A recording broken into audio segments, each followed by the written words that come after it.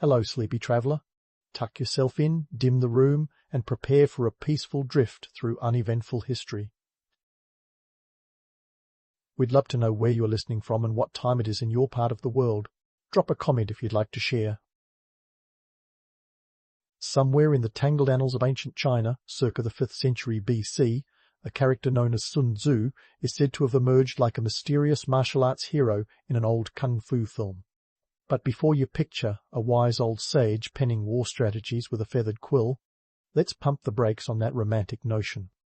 The truth is, we're not even sure Sun Tzu existed. Yep, that's right. The guy credited with writing The Art of War, the ultimate military strategy Bible, might just be the Bruce Wayne of ancient China, more legend than flesh and bone. Now, the 5th century BC was no picnic, let me tell you. China was in the throes of the spring and autumn period, a time when everybody and their uncle decided they wanted to be king. Over 140 states were bickering and battling it out like siblings fighting over the last slice of pizza at a family gathering. It was a time of political chaos, where alliances were as stable as a house of cards in a wind tunnel.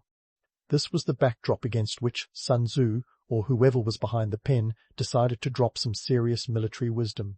The Art of War is not just a book. It's a literary ninja, slipping through the pages of history with its succinct, punchy aphorisms. It's all about strategy over strength, winning battles without fighting them, and the kind of cunning that would make Machiavelli smirk with approval. But here's the kicker. The first actual historical record mentioning Sun Tzu didn't pop up until centuries later, in 90 BC, thanks to the historian Sima Qian. So, you might say Sun Tzu was the original influencer. Long gone but still trending globally. The logistics of warfare back then were a whole different beast. Imagine trying to organize a massive army, when your soldiers are more interested in not starving to death than in charging into glorious combat. The average soldier's life was less about glory and more about gruel. These guys were essentially farmers with spears, conscripted into service with promises of land or grain, but often paid in little more than hot air and hardship.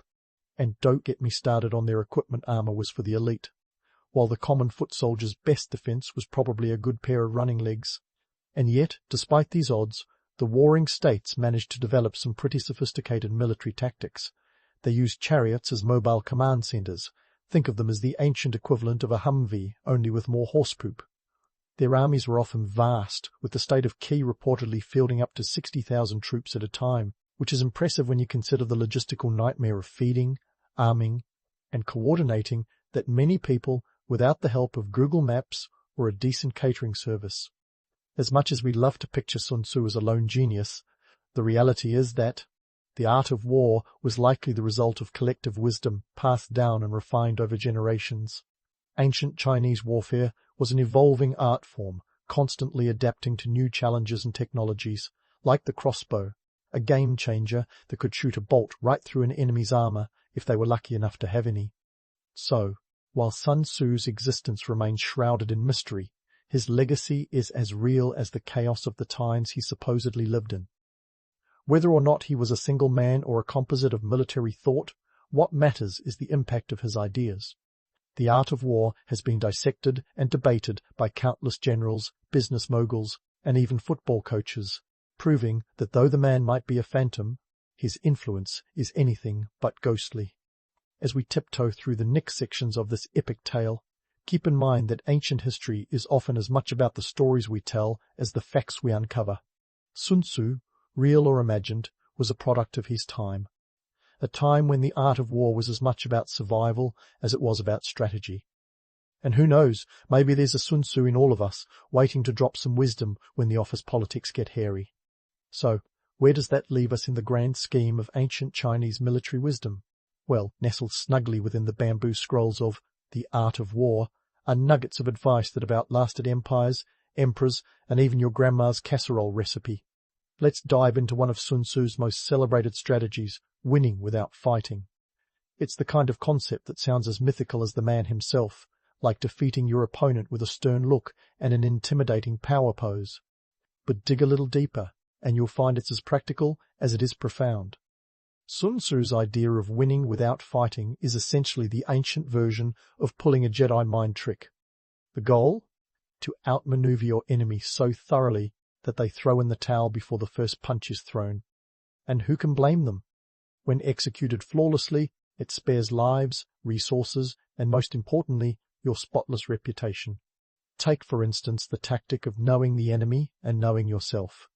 This isn't just about military espionage or ancient spy games. It's about an understanding so deep you could predict your opponent's next move before they even thought of it. This strategy is a bit like playing chess with a grandmaster who knows what you're going to have for breakfast tomorrow. History tells us that intelligence was the crown jewel of ancient warfare. While today's office politics might not require sending in the cavalry, the art of the strategic win is still alive and well. In modern terms, it's the equivalent of landing that big promotion because you knew about the boss's secret love for pineapple on pizza and casually organized a team lunch at a Hawaiian pizzeria. Now, let's take a moment to consider the economic context. Sun Tzu's strategies weren't just about winning, they were about winning efficiently. Wars were costly, and not just in terms of lives.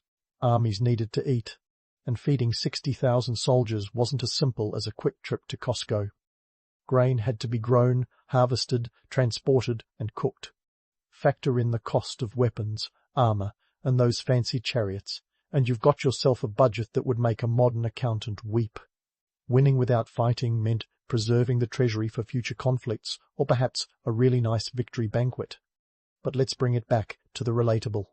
Picture this, Sun Tzu, dealing with an unruly neighbor, the kind who throws loud parties and leaves trash in your yard. Does he confront them directly? Oh no.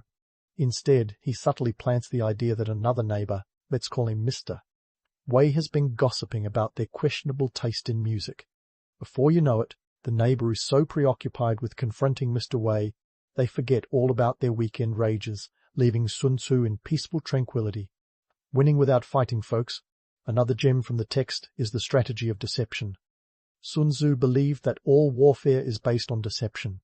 If you're strong, appear weak. If you're nearby, make them think you're far away. This was the ancient version of catfishing your enemies. Less about social media profiles and more about military formations. Imagine this in today's world.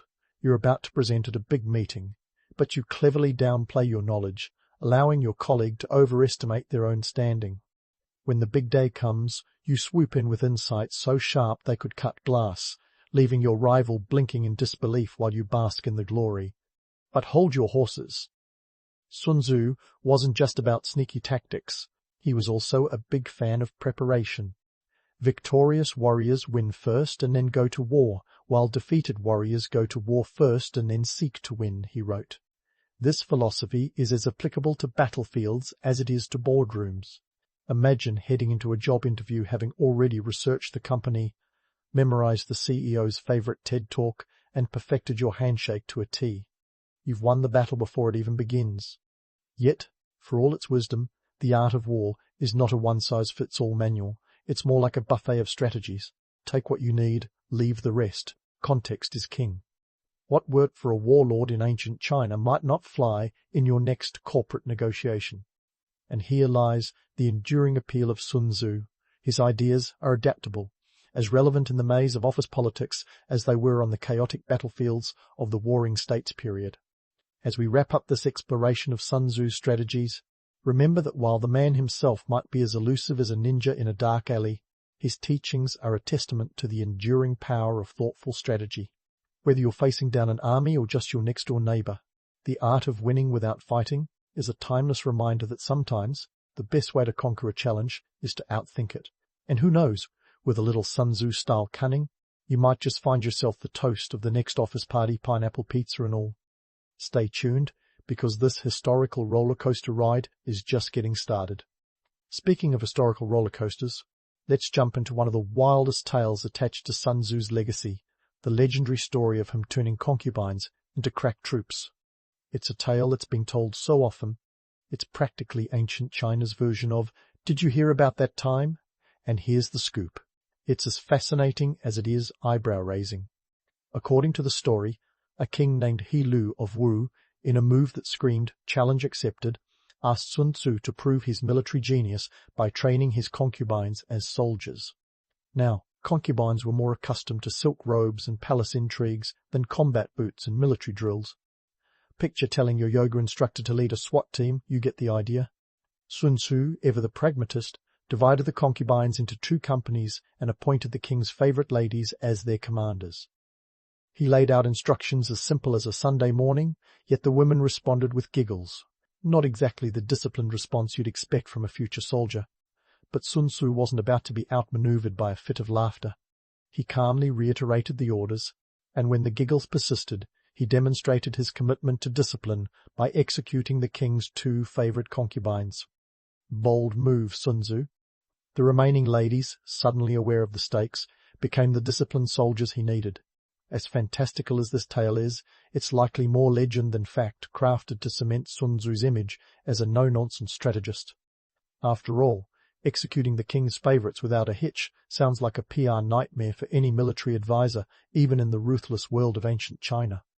The story serves as a metaphor for the unforgiving nature of warfare and the discipline required to succeed, but it's also a reminder that The Art of War wasn't just a manual, it was an ancient bestseller with flair.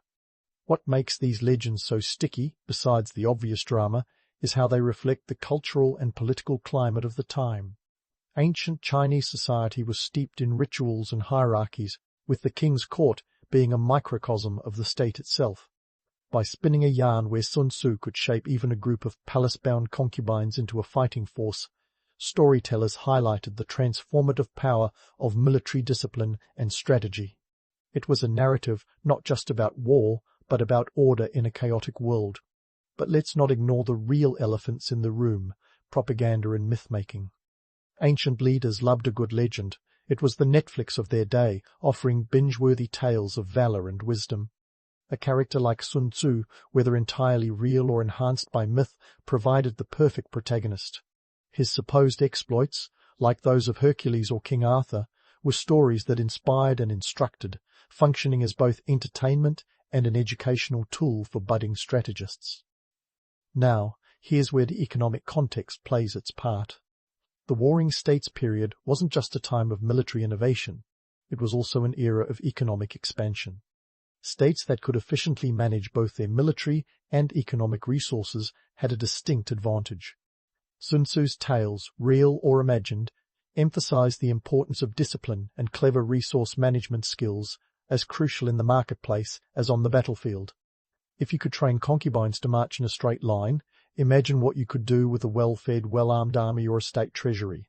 And speaking of treasuries, it's worth noting that the cost of maintaining a standing army was astronomical. We're talking about a system where feeding your troops could bankrupt a kingdom faster than a Vegas weekend. Stories of Sun Tzu's cunning strategies were not just about military superiority, but also about economic efficiency. His emphasis on winning without unnecessary conflict was a lesson in conserving resources, something any ruler with an eye on the budget would appreciate. Of course, the line between myth and history is blurrier than a Monet painting when it comes to figures like Sun Tzu. But that's part of the charm. These tales, whether embellished or factual, reflect the values and priorities of their time. They reveal how societies understood power, leadership, and the delicate dance of governance and war. So, while we might chuckle at the idea of concubine boot camps, the story serves as a window into the ancient psyche, where stories were as strategic as the battles they depicted. In dissecting these legends, it's crucial to recognize the human need for heroes and narratives that transcend the mundane. Sun Tzu, whether he existed in the form we imagine or not, was a canvas onto which ancient China painted its ideals and anxieties. Through him, we glimpse the aspirations of an era, the hopes of rulers, and the fears of a populace caught in the endless cycle of war and peace. So, as we keep this historical train chugging along, remember that the legends of Sun Tzu aren't just about a military mastermind pulling off impossible feats. They're about the stories we tell to make sense of our world, to inspire future generations, and to remind ourselves that even amid chaos, there's room for strategy and wisdom. And who knows, maybe in a few millennia they'll tell tales of our time with just as much embellishment and flair.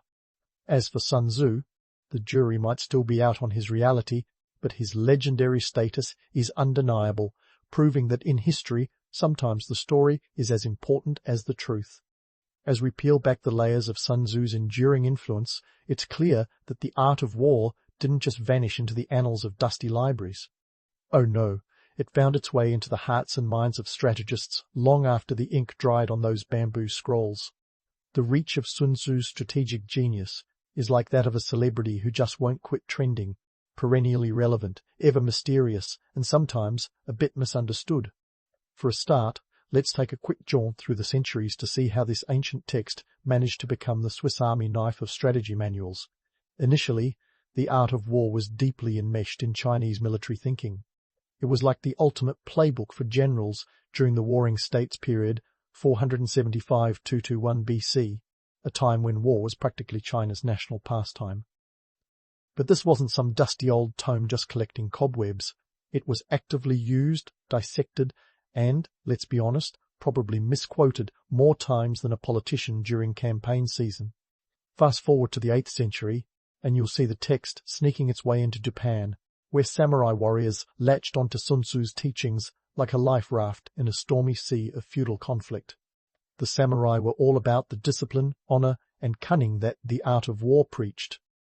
They took those lessons to heart, crafting a warrior code that was as much about outsmarting the opponent as it was about slicing them with a katana. But Sun Tzu's wisdom wasn't content to stay locked up in East Asia. By the 18th century, the text had made its grand European debut, thanks to translations that brought its strategies to the West. The French Jesuit priest, Jean-Joseph-Marie Amiot, residing in China, translated the work into French in 1772, and suddenly European military leaders were all ears. Napoleon Bonaparte, ever the strategic thinker, is said to have appreciated Sun Tzu's ideas, although it's debatable whether he actually read The Art of War or just nodded sagely whenever someone quoted it. Now, here's where things start to get really interesting. As we leap into the modern era, Sun Tzu's strategies began to infiltrate the corporate world. That's right, The Art of War became a business bestseller, the kind of book you'd find in the briefcases of CEOs and middle managers alike. You might wonder how a text about ancient warfare could possibly be relevant to a boardroom filled with PowerPoint slides and quarterly reports. But here's the kicker. Sun Tzu's principles, when stretched and reimagined, fit into corporate culture like a tailored suit. Take, for example, the 1980s, an era of neon, Wall Street excess, and executive power lunches. Business leaders, in their sharp suits and sharper minds, found a kindred spirit in Sun Tzu. His ideas of winning without fighting and the importance of knowing your enemy translated neatly into the world of hostile takeovers and competitive market strategies. Suddenly, The Art of War was hailed as the ultimate business manual, a guide to navigating the cutthroat corporate landscape with the grace and guile of a battlefield commander. One of the most famous instances of Sun Tzu in the boardroom comes from the corporate wars of the 1980s, when business tycoons like Jack Welch of GE and Akio Morita of Sony wielded the art of war like a strategic lightsaber. Welch, known for his no-nonsense leadership style, emphasized the importance of knowing both your business and your competitors inside out, a principle echoing Sun Tzu's famous dictum, "If you know the enemy and know yourself, you need not fear the result of 100 battles."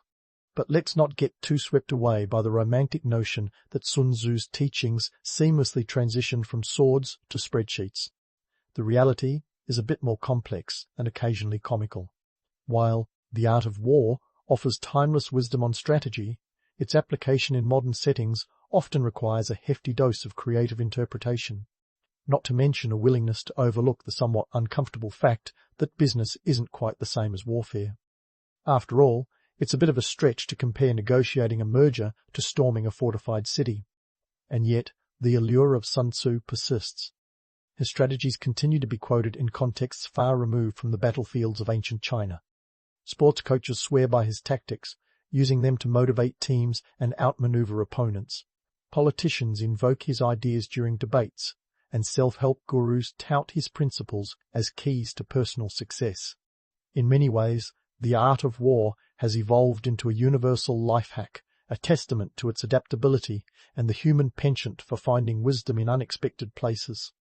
So, what's the secret sauce that keeps Sun Tzu relevant across millennia and cultures? Perhaps it's the universality of his insights, the way they tap into basic human instincts like competition, survival, and cunning. Or maybe it's the thrill of imagining oneself as a strategic mastermind, capable of outthinking any adversary, whether in the boardroom or the battlefield. Whatever the reason, Sun Tzu's legacy shows no signs of fading. His ideas, whether accurately interpreted or wildly misappropriated, continue to spark the imagination and inspire strategists of all stripes. In the end, perhaps the true art of Sun Tzu lies not just in his teachings, but in their ability to transcend time and place, adapting to new challenges and contexts with the same fluidity and finesse that he once advocated for his warriors. So, as we continue this journey through Sun Tzu's enduring impact, keep your strategic wits about you.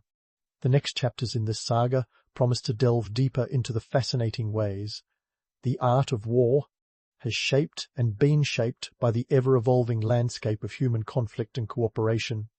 Stay tuned, because the story isn't over yet, and there's plenty more wisdom, and perhaps a few surprises, to uncover in this tale of ancient strategy and modern application. And speaking of surprises, who would have thought that a 2,500-year-old military manual would end up as required reading for ambitious execs and overzealous sports coaches alike? It's like discovering your granddad's typewriter is now a hipster icon, unexpected, but somehow it fits. So why, in our modern landscape brimming with digital distractions and self-help books, does Sun Tzu's The Art of War still hit the bestseller lists? Let's start by addressing the elephant in the room, the misinterpretation party. You see, Sun Tzu's teachings have been sliced, diced, and sometimes pureed into forms that would make a chef blush. Take the famous line, "All warfare is based on deception." Translated to today's corporate speak, it might mean convincing your competition you've got a killer new product, when, in reality, it's just last year's model with a fresh coat of paint. It's a bit like catfishing, but with more PowerPoint and fewer romantic dinners. But misinterpretations aside, there's an undeniable allure to Sun Tzu's work. It's like a Swiss Army knife of strategy, small, compact, and surprisingly versatile. This adaptability is part of its charm. It's why you'll find The Art of War on the bookshelves of everyone from Wall Street wolves to weekend warriors. The text's genius lies in its abstraction, offering pearls of wisdom that can be tailored to fit a myriad of scenarios, whether you're planning a military coup or just trying to outsmart the office gossip. Now, here's a statistic that'll tickle your brain. The Art of War has been translated into more languages than there are flavors of ice cream at your local parlor. We're talking over 30 languages, folks. That's a testament to its universal appeal, transcending cultural boundaries like a strategic chameleon. It's been a favorite among world leaders from Mao Zedong to Douglas MacArthur, each finding nuggets of wisdom to suit their particular brand of leadership. Even former Secretary of Defense James Mattis reportedly carried a copy with him during his time in the Marines, proving that Sun Tzu's ghost still haunts the halls of military strategy. But before we get too carried away, let's pause for a reality check. Sun Tzu's treatise wasn't exactly a blueprint for world domination. It was more about surviving in a world where your neighbor might decide to annex your backyard if the mood struck. The strategies are practical, yes, but their charm lies in their philosophical underpinning. Sun Tzu was less concerned with winning at all costs, and more focused on the idea that the best victory is one achieved without a fight, a concept that sounds downright progressive when you consider the blood-soaked pages of history. The economic context of Sun Tzu's time offers us another lens to view his teachings. Back in the Warring States period, waging war was like burning through stacks of cash at a Vegas craps table, risky, expensive, and not always rewarding. Keeping an army fed, armed, and loyal was no small feat, and the cost of a prolonged conflict could bankrupt a state faster than a bad investment. Sun Tzu's emphasis on efficiency wasn't just philosophical, it was an economic necessity. Winning without fighting was the ancient equivalent of having your cake and eating it too, minus the calories and the guilt. In today's high-stakes world, where conflicts often play out in boardrooms rather than battlefields, the principles of Sun Tzu resonate because they promote a kind of strategic mindfulness.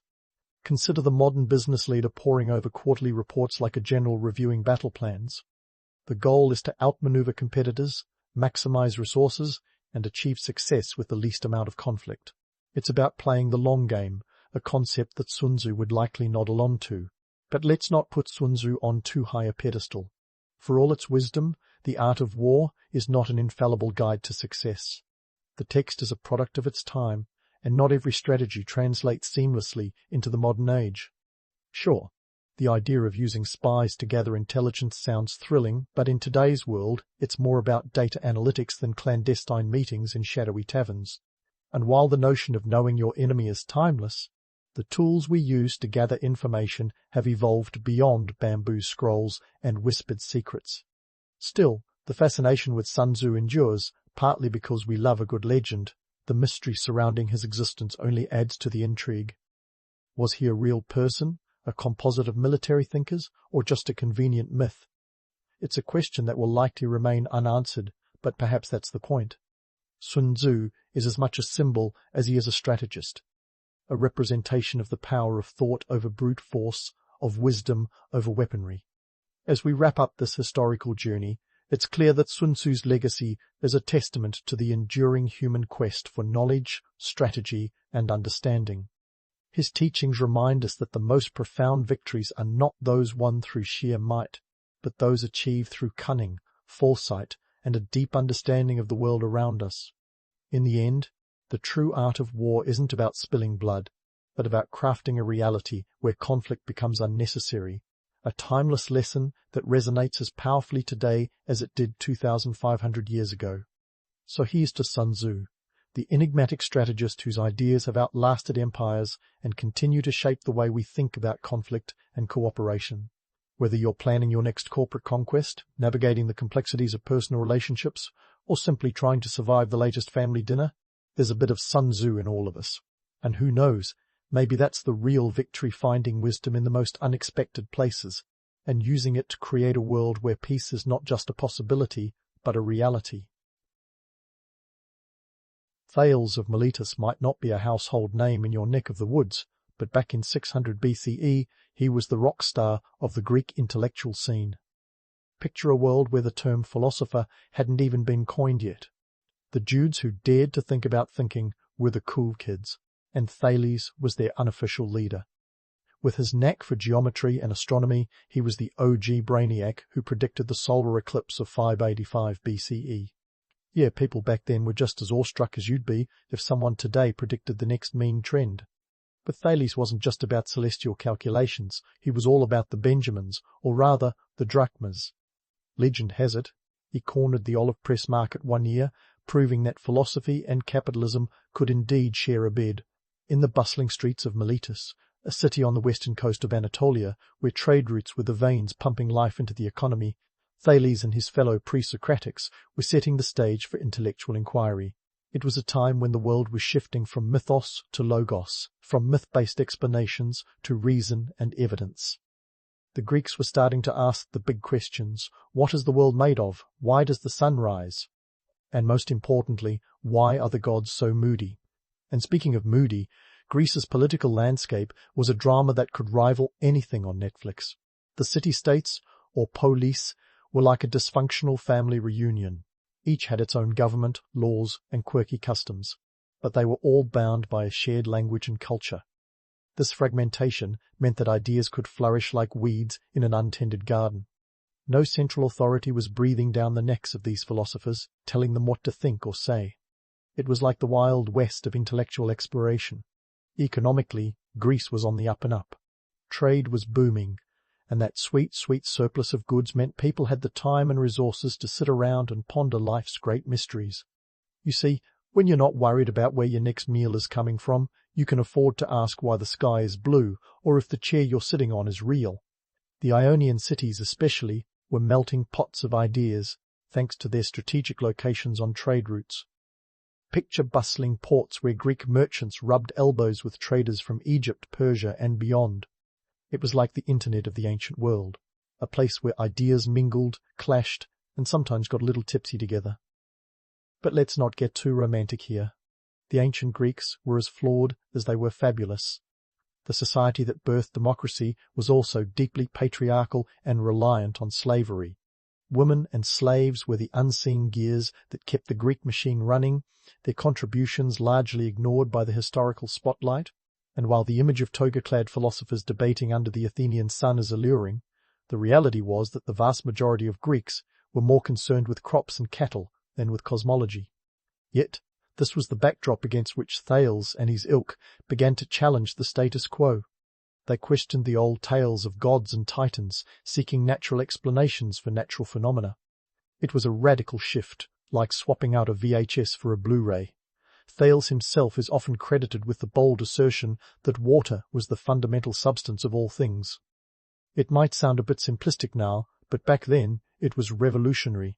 In a world where everything from the harvest to the outcome of wars was attributed to the whims of the gods, suggesting that a single, tangible element was the basis of everything was like dropping a philosophical bombshell. And Thales wasn't alone. Anaximander, his protege, took things a step further. He proposed that the earth was a free-floating object, unsupported by anything. Forget about turtles all the way down. Anaximander was all about that void life. Then there was Anaximenes, who thought air was the be-all and end-all of existence. These guys were throwing ideas around like confetti, each trying to outdo the last in the great intellectual game of who wants to be a natural philosopher. The pre-Socratics may not have had all the answers, but they were asking the right questions. They were setting the stage for Socrates, Plato, and Aristotle to take the philosophical baton and run with it. It was the beginning of a conversation that has continued for over 2 millennia, a testament to the enduring power of curiosity and critical thinking. So next time you're pondering the mysteries of the universe, spare a thought for Thales and his band of merry thinkers. They might not have had smartphones or social media, but they had something just as powerful, the audacity to question everything. In a world dominated by myths and legends, they dared to think differently, and in doing so they laid the groundwork for the very way we understand the world today. Thales and his crew had set the stage, but it was in the sun-drenched agora of Athens where the philosophical drama truly unfolded. Enter Socrates, the original gadfly, whose method of pestering people with questions was as irritating as it was enlightening. Socrates was like that friend who always plays devil's advocate in the group chat, only his version of trolling involved questioning the moral fabric of Athenian society. He was less about laying down theories and more about stripping down other people's certainties. Socrates didn't write a word himself, ironic for someone who loved conversation as much as he did. Instead, we know about his antics through his star pupil, Plato. Socrates' approach was all about dialogue, a kind of verbal chess game where he'd ask a seemingly innocent question, listen to your answer, and then proceed to dismantle it with the precision of a master craftsman. He specialized in making people realize they knew less than they thought, a tactic that won him both fans and foes. The context of Socrates' Athens was a city in flux, a political soap opera with more plot twists than a season of Game of Thrones. By 3099 BCE, when Socrates was put on trial, Athens had just stumbled out of the Peloponnesian War with Sparta. It wasn't just a defeat, it was a humiliation. The city was licking its wounds, and the mood was ripe for scapegoating. Enter Socrates, whose propensity for questioning authority made him an easy target. Charged with corrupting the youth and impiety, his trial was less about the charges and more about silencing a dissident voice. Now, about that hemlock. Socrates could have skedaddled into exile, but nope, he chose to stick around and drink the poison. Why? Because he believed in laws, even unjust ones. It's the ultimate irony. A man who spent his life questioning everything decided to accept the verdict of a deeply flawed system. His death was less about the hemlock and more about making a statement that an unexamined life isn't worth living. Talk about going out with a philosophical bang. And then there's Plato, the student who took Socrates' teachings and ran with them all the way to academia's version of the Hall of Fame. Plato was the architect behind the first university, the Academy, around 387 BCE. If Socrates was the provocateur, Plato was the ideologue. He penned The Republic, a political treatise that's both a utopian fantasy and a cautionary tale. In this dialogue, Plato envisioned a world governed by philosopher kings, wise sages who'd supposedly rule without personal ambition. In other words, a system that sounded great in theory, but about as practical as a chocolate teapot. Plato had a knack for mixing metaphysical musings with sharp social commentary. His allegory of the cave is a classic example. Imagine prisoners chained in a cave, seeing shadows projected on a wall, mistaking them for reality.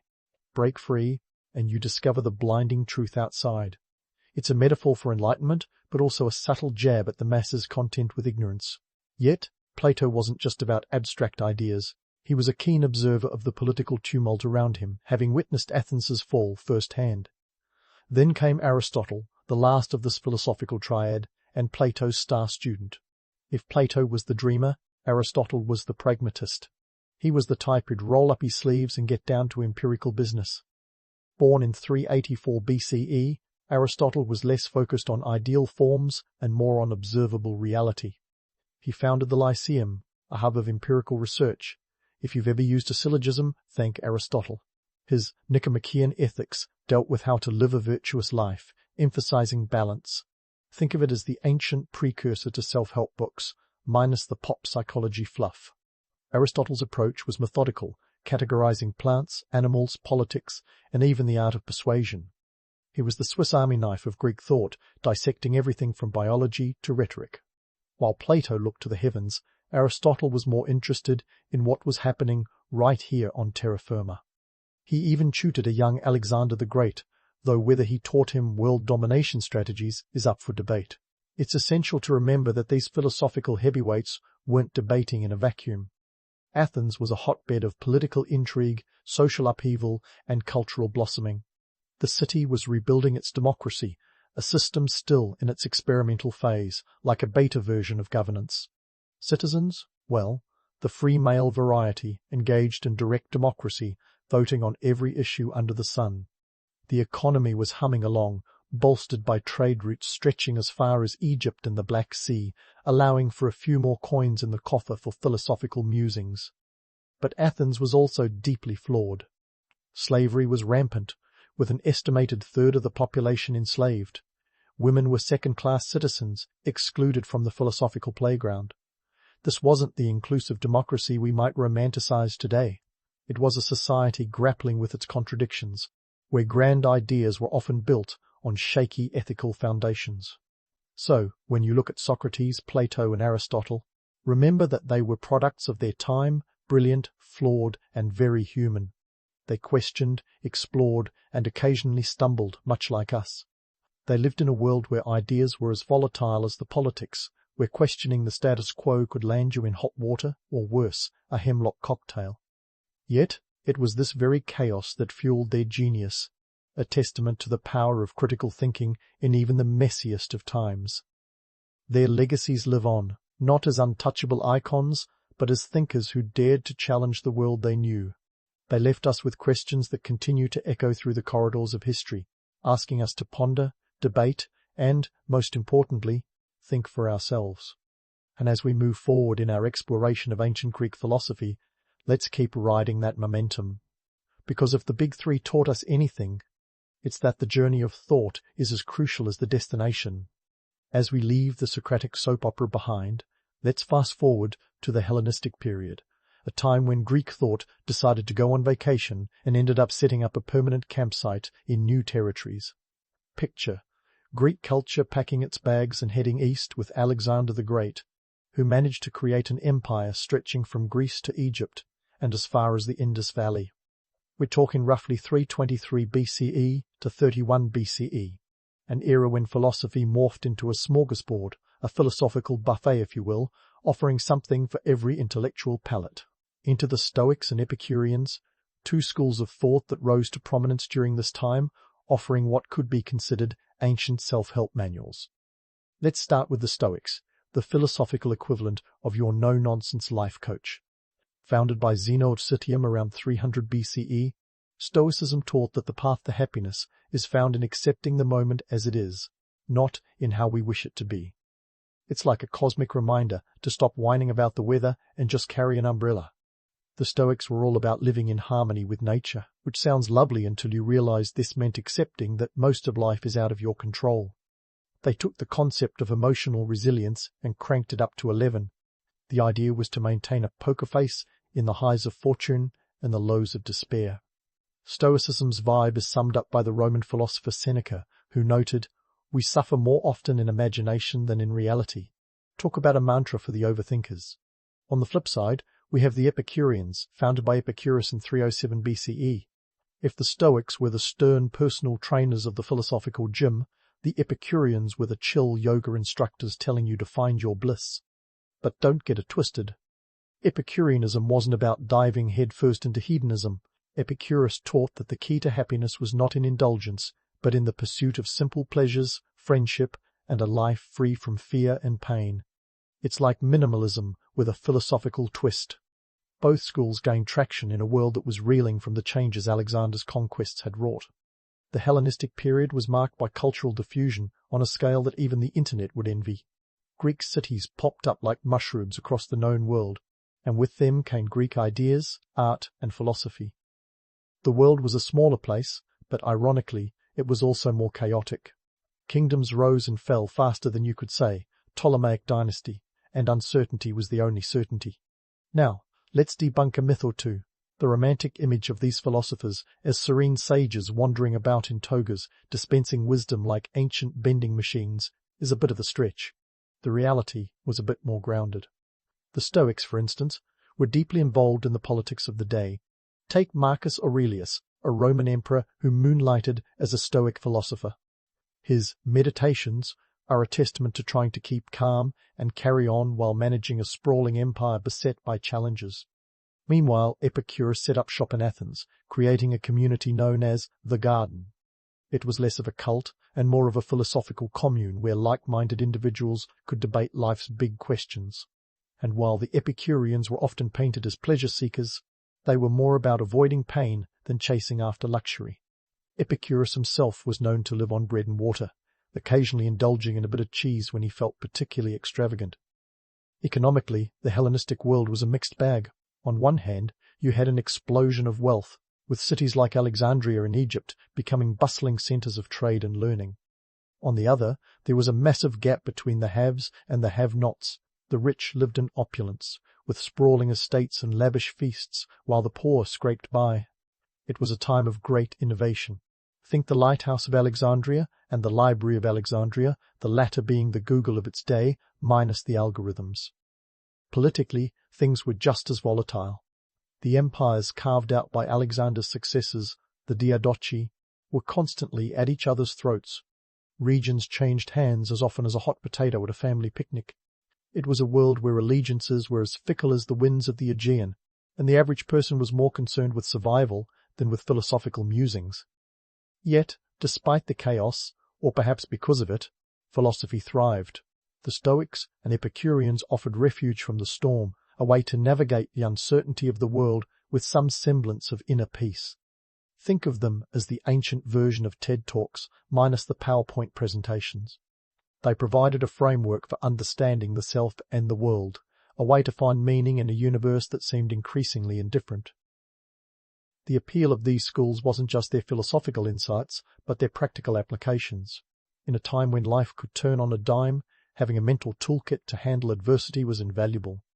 It's no wonder that their teachings have echoes in modern self-help books, where the quest for happiness often boils down to managing expectations and finding contentment in simplicity. As we ponder these ancient thinkers, it's essential to recognize their humanity. They weren't all-seeing oracles, but individuals grappling with the same existential questions we face today. They lived in a world that was both familiar and alien, a blend of the known and the unknown, much like our own. Their philosophies were not just abstract theories, but lived experiences, reflections of the tumultuous times they inhabited. So, as we continue our journey through the annals of ancient philosophy, let's carry forward the lessons of the Stoics and Epicureans. Their insights remind us that while we can't control the world, we can control our response to it. And in a time of constant change, that's a philosophy worth pondering. Stay tuned as we delve deeper into the Hellenistic epoch, exploring how these ideas evolved and influenced the generations that followed. As the Hellenistic philosophers were busy hashing out the meaning of life over modest feasts of bread and cheese, their ideas were quietly infiltrating the broader Mediterranean world like intellectual ninjas. Think of it this way, while Socrates, Plato, and Aristotle had been the heavyweights of Athenian thought, the Hellenistic period was when philosophy packed its bags and went on a Mediterranean cruise.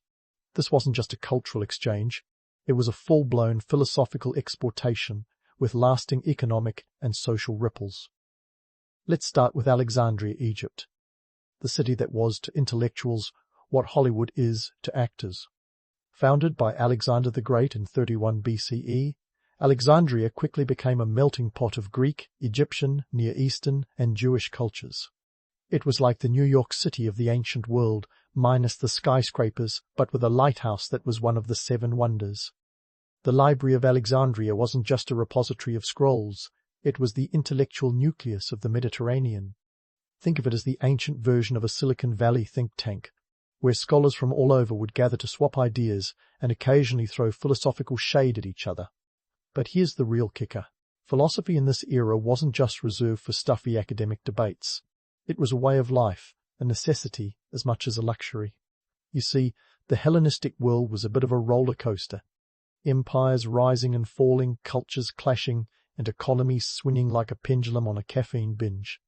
People needed something to hold on to, and philosophy offered a kind of existential anchor. The Stoics and Epicureans weren't just talking about abstract concepts. They were offering blueprints for survival in a chaotic world. Economically, this was a time of both boom and bust. The Mediterranean trade routes were the lifeblood of the era, linking places as far-flung as Spain and India. Goods flowed like wine at a Greek symposium, and with them came wealth, ideas, and, let's be honest, a fair share of trouble. The economic prosperity allowed for a leisure class who could afford to ponder life's big questions instead of just worrying about where their next meal would come from. But let's not get too starry-eyed. The wealth gap was as wide as the Aegean Sea. The rich were living it up in marble-clad villas, while the poor were lucky to have a roof over their heads. The influence of Greek thought spread like wildfire, seeping into Roman culture and beyond. The Romans, ever the pragmatists, were particularly taken by Stoicism, which dovetailed nicely with their ideals of duty and discipline. Figures like Cicero and Seneca were the Roman rock stars of philosophy, bringing Greek ideas to a Latin-speaking audience. Seneca, in particular, was like the Tony Robbins of his day, dispensing wisdom with a side of wit. He once quipped, "It is not that we have a short time to live, but that we waste a lot of it." Talk about advice that never goes out of style. But for all its high-minded ideals, philosophy was also a tool of power. Kings and rulers were quick to latch onto philosophical schools that suited their political agendas. The Ptolemies in Egypt, for instance, were patrons of the arts and sciences, not just for the love of knowledge, but as a means of legitimizing their rule. It was a classic case of ruling by ideology as much as by the sword. And speaking of swords, let's not forget the military backdrop of this philosophical renaissance. The Diadochi, Alexander's successors, spent more time fighting over territories than they did over philosophical debates. Yet even in their war-waging, they were spreading Greek culture. It was cultural diffusion via conquest. Think of it as the ancient world's version of a viral marketing campaign, only with more chariots and fewer tweets. Now, let's debunk a myth that's been hanging around like an uninvited guest at a symposium, the romantic notion of philosophers as aloof, toga-wearing sages. In reality, they were as embroiled in the politics of their time as any modern politician. They had patrons, they had rivals, and they had agendas. Take Diogenes the Cynic, famous for wandering around Athens with a lantern in broad daylight, claiming to be looking for an honest man. He was less a sage and more a provocateur, challenging the social norms of his time with the finesse of a stand-up comedian. Yet, despite all the chaos and complexity, the philosophical debates of the Hellenistic period left a lasting mark on the Mediterranean world. They laid the groundwork for the Roman Empire's philosophical inclinations and influenced thinkers across the ages. This was a time when ideas became as valuable as gold and intellectual capital was as sought after as any other commodity. Philosophy wasn't just an academic exercise, it was a lifeline, a way to navigate the tumultuous seas of human existence. As we continue our dive into the intricate tapestry of ancient thought, let's keep our eyes on the horizon. Ahead lies the Roman Empire, where Greek philosophy would find new adherents and new challenges. The stage is set for another chapter in the grand narrative of human thought, a chapter full of intrigue, innovation, and perhaps a bit of hemlock-induced drama. Stay tuned, because the story is far from over. As the philosophical debates of the Hellenistic period were setting sail across the Mediterranean, they were planting seeds that would blossom in the Roman Empire and beyond. The Romans, pragmatic architects of a sprawling empire, found Greek philosophy to be a handy toolkit for navigating the complexities of governance, ethics, and personal conduct.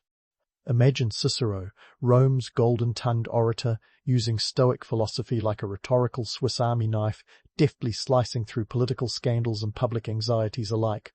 For Cicero, Stoicism was more than abstract theory. It was a guide to public virtue and personal integrity in a society as chaotic as a Roman forum on market day. The Roman appropriation of Greek thought was not merely a matter of intellectual admiration, it was a strategic adoption of ideas that could bolster the societal framework. The Stoics, with their emphasis on duty and endurance, resonated with Roman values of discipline and resilience. In a world where emperors could be deified one week and deposed the next, having a philosophical backbone was as crucial as a sturdy aqueduct. Seneca, the philosopher come advisor to Emperor Nero, penned works like Letters from a Stoic, offering advice that was half philosophy, half survival guide. His counsel on maintaining inner peace amidst external chaos was as relevant in Nero's Rome as it is in today's turbulent times. Seneca's assertion that luck is what happens when preparation meets opportunity might as well be the mantra of every startup founder in Silicon Valley. Yet, while the Stoics were writing the rule book for Roman decorum, the Epicureans were throwing their own philosophical parties. Epicureanism, often misunderstood as a call for hedonistic excess, was actually about simplicity and the pursuit of tranquility. In a world where excess was the norm for the elite, Epicurus' followers advocated for a life of moderation. They were the original minimalists, seeking fulfillment not in material accumulation, but in the pleasures of the mind and the company of friends. Think of it as the ancient precursor to Marie Kondo's philosophy of tidying up, sparking joy through simplicity rather than stuff. As the Roman Empire expanded, so too did the reach of these philosophies. Roman soldiers, traders and settlers carried their ideas to the farthest corners of the empire. From the wind-swept hills of Britannia to the sun-drenched coasts of North Africa, the philosophical traditions of Greece found new homes and adapted to new contexts. The exchange was a two-way street, with local customs and beliefs influencing Roman interpretations of Greek philosophy. This cultural syncretism was like a philosophical remix, blending the old with the new to create an intellectual soundtrack that resonated across continents. Fast forward a few centuries, and you'll find the legacy of Greek philosophy woven into the very fabric of the Renaissance. As Europe emerged from the Middle Ages, a period often and somewhat unfairly dismissed as intellectually stagnant, there was a rekindling of interest in classical thought. The rediscovery of Aristotle's works, for example, was like finding a forgotten mixtape that turned out to be a greatest hits album. His writings on logic, ethics and politics became the backbone of medieval scholasticism, influencing thinkers like Thomas Aquinas, who sought to reconcile Aristotelian philosophy with Christian theology. Aristotle's emphasis on empirical observation and categorization laid the groundwork for the scientific revolution, proving that sometimes the old school really does have the best beats.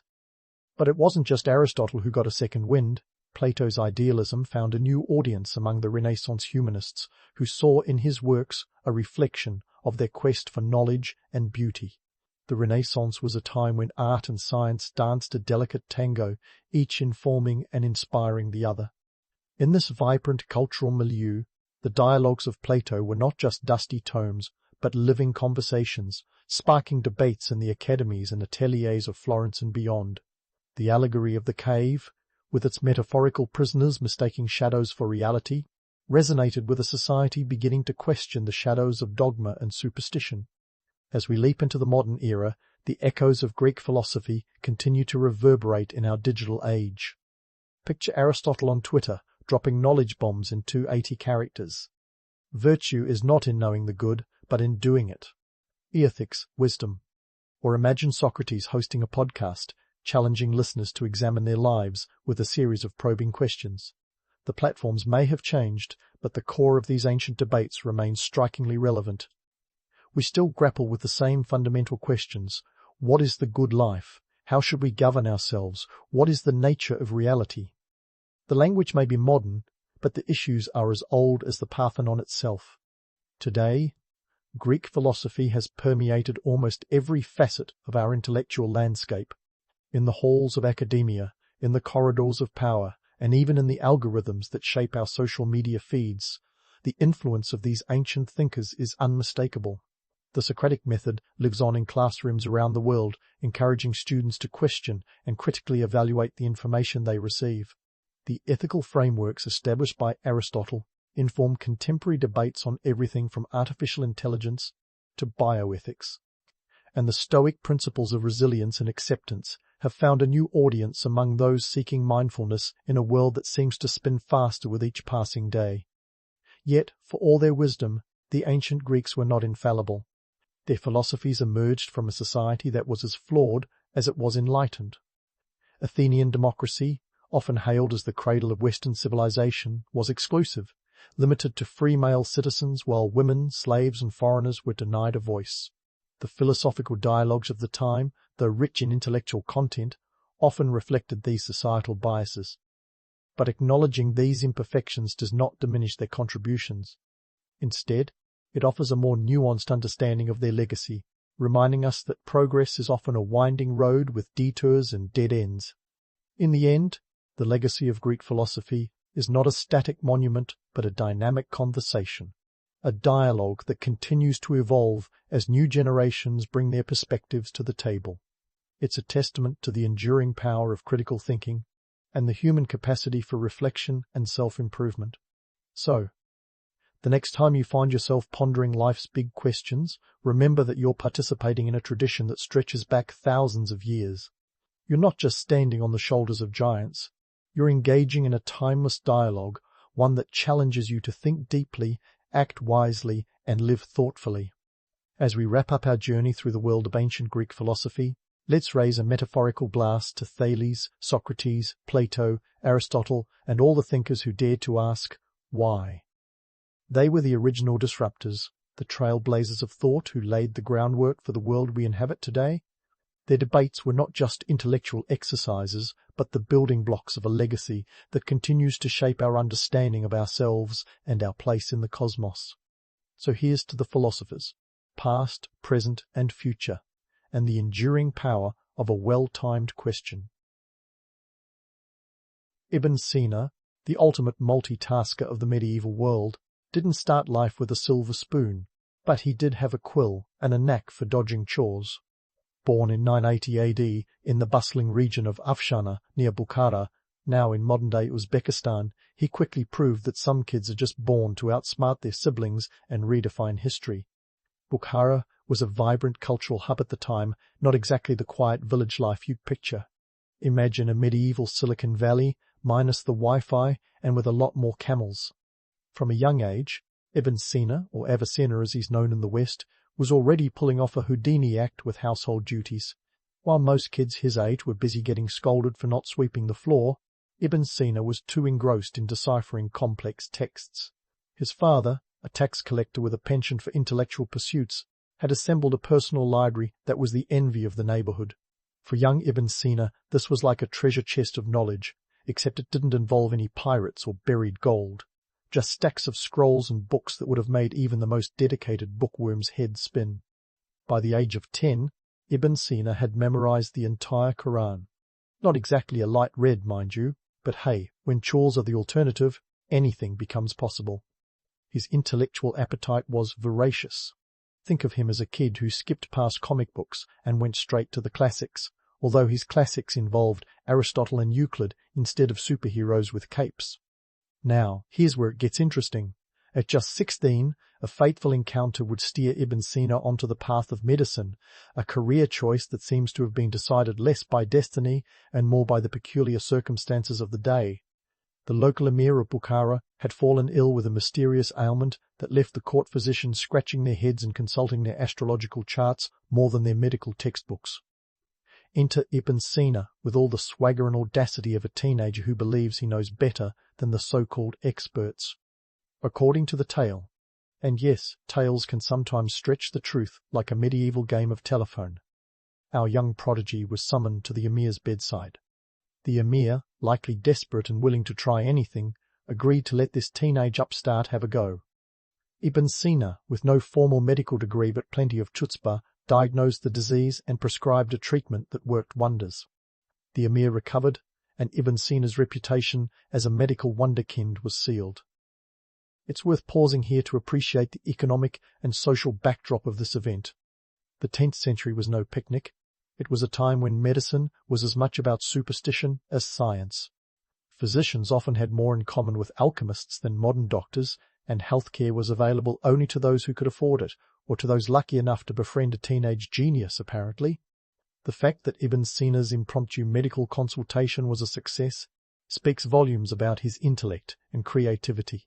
It also suggests that sometimes the best remedy is a fresh perspective, preferably one that isn't clouded by outdated traditions or a fear of innovation. This episode opened doors for Ibn Sina, granting him access to the emir's extensive library. Suddenly, he had a VIP pass to a world of knowledge that most people could only dream of.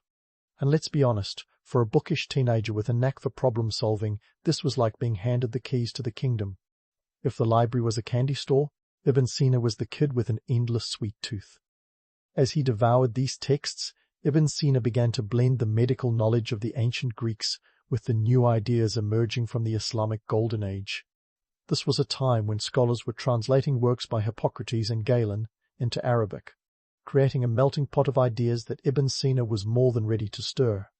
What's remarkable is that he didn't just absorb this knowledge, he synthesized it, questioned it, and even challenged it. He was like an intellectual DJ, mixing ancient wisdom with contemporary beats to create something entirely new. His early success in treating the emir was not just a personal triumph, it was a symbol of the shifting dynamics in medieval society. It was an era when knowledge was increasingly seen as a path to personal advancement, a time when the barriers between different fields of study were being broken down by polymaths like Ibn Sina. The social and economic context of this period were ripe for change, and Ibn Sina was perfectly poised to take advantage of this intellectual renaissance. But let's not get too carried away with the romanticism of this tale.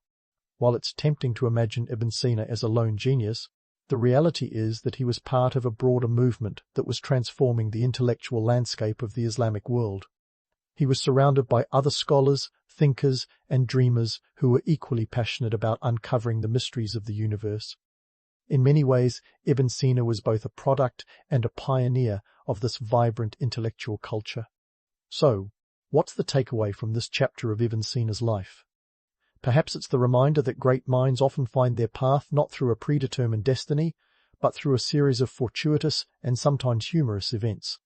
Whether it was dodging chores, impressing an ailing emir, or diving headfirst into the world of books, Ibn Sina's early years were a testament to the power of curiosity and the serendipitous nature of discovery.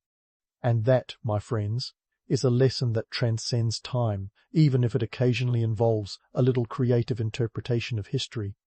In the bustling city of Bukhara, Ibn Sina was about to find that his real education was just beginning, and it wasn't all about dusty books and ancient scrolls. Bukhara, a vibrant metropolis of the day, was like the Las Vegas of learning, minus the neon lights and Elvis impersonators. It was a place where the air buzzed with debate, and every corner hid a scholar or two ready to argue the finer points of philosophy and science. Now, Ibn Sina may have been a prodigy, but he wasn't exactly sitting pretty with a trust fund. Nope, he was more like a grad student on a shoestring budget, trying to soak up all the knowledge Bukhara had to offer without spending a dinar more than necessary. And in medieval times, books were the ultimate luxury item. Think of them as the medieval equivalent of a brand-new laptop, only heavier and with a lot more parchment. The city's libraries were the tech hubs of their day, and Ibn Sina's ticket to these treasure troves was the goodwill of the emir. Lucky for him, the emir's sickness had turned out to be a golden ticket to some of the finest collections of the era.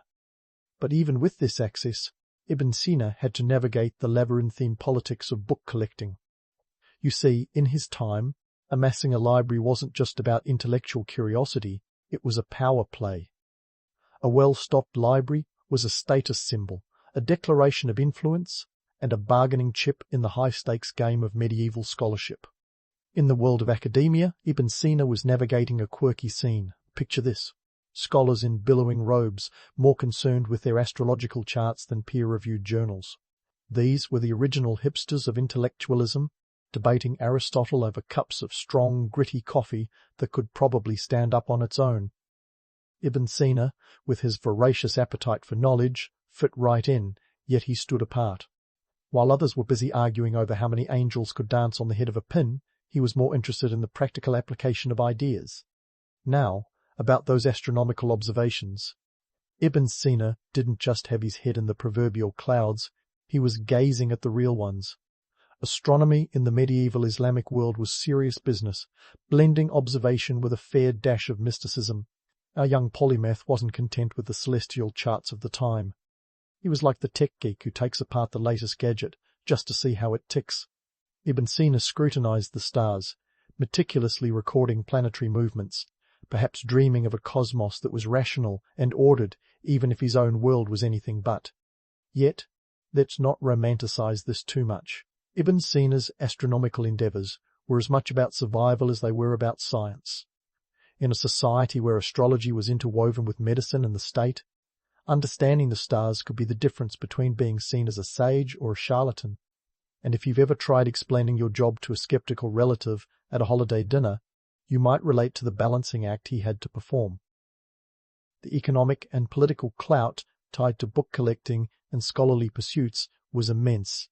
Knowledge was the currency of power, often more valuable than gold itself. Patrons funded scholars like Ibn Sina, not out of sheer altruism, but because a well-educated advisor was worth his weight in manuscripts. Imagine the pressure: produce groundbreaking work, or find yourself out of favor faster than you could say epicycles.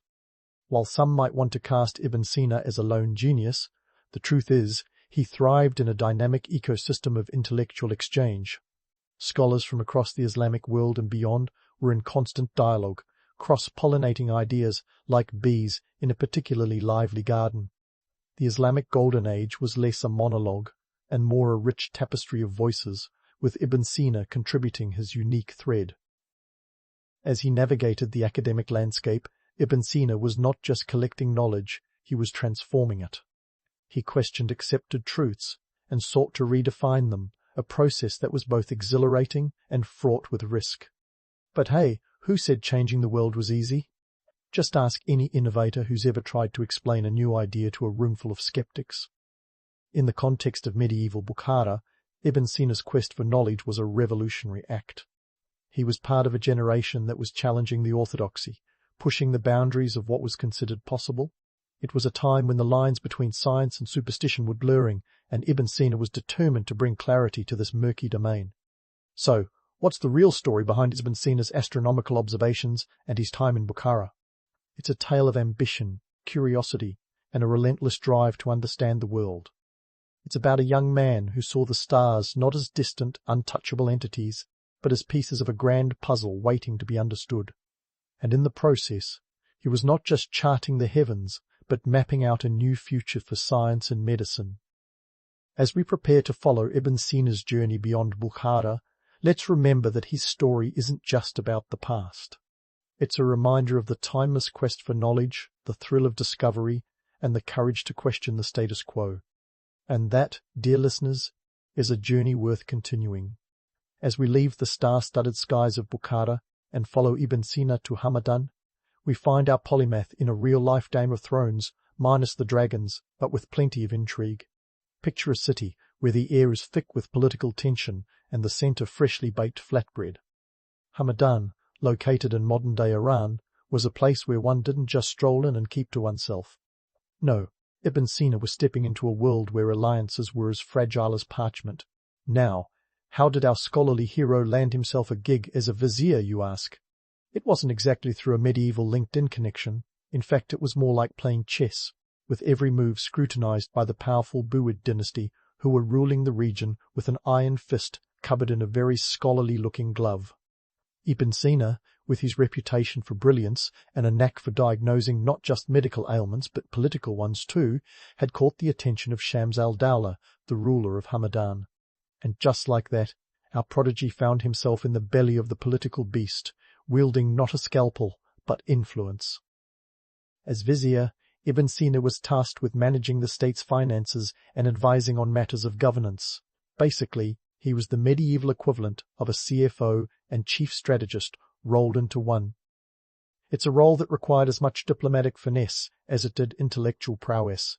Imagine balancing the kingdom's books while also trying to keep various factions from turning the royal court into a scene from an episode of a particularly dramatic soap opera. And to think some people find modern politics stressful. Yet, life wasn't all scrolls and statecraft. In a twist that could make a cynic chuckle, Ibn Sina's stint as vizier was abruptly interrupted by a stint in jail. Yes, you heard that right. Our multi-talented scholar found himself behind bars, courtesy of the ever-shifting political tides. It was a classic case of no good deed goes unpunished, where rumours and backroom deals were more potent than logic and reason. But here's the kicker. Rather than sulking in his cell, Ibn Sina decided to make the most of his less than luxurious accommodations. The man turned incarceration into a productivity retreat. While most would consider writing a letter home, Ibn Sina, ever the overachiever, decided to pen some of his most significant works. His famous Book of Healing, a mind-boggling encyclopedia of science and philosophy, took shape during this time. Talk about turning lemons into intellectual lemonade. This particular chapter of Ibn Sina's life highlights a rather ironic truth. Sometimes, the greatest constraints can spark the most profound creativity. In a cell, stripped of the trappings of power and status, he was free to think deeply and write prolifically. It's a testament to human resilience and the stubborn refusal to let circumstance dictate one's legacy. Meanwhile, outside the prison walls, the world was moving at the speed of political gossip. Alliances were forged and broken with alarming regularity. The Umayyad dynasty, under pressure from internal dissent and external threats, was a hotbed of intrigue. It was a place where loyalty was as fleeting as a shooting star, and trust was a luxury few could afford. Ibn Sina, caught in the crossfire of these power struggles, had to navigate this treacherous landscape with the precision of a surgeon. Yet, let's not sugarcoat things. The reality of his predicament was that he was at the mercy of forces far beyond his control. The political machinations of the time were a grim reminder that intellect alone wasn't always enough to stay afloat in turbulent waters. Sometimes it took a bit of luck and a lot of cunning to survive, and even more to thrive. Despite the setbacks, Ibn Sina's impact on Hamadan was undeniable. His contributions went beyond the immediate and the tangible. He left behind a legacy that would influence generations of thinkers, not just in the Islamic world, but in the West as well. His ideas on medicine, philosophy, and science were like seeds planted in fertile soil, ready to sprout in the minds of those who dared to question and explore. As for the political scene, it continued to be as volatile as ever. The Umayyad dynasty, though powerful, was constantly juggling the demands of various factions. It was a time when the pen was indeed mightier than the sword, but only if wielded with the utmost care.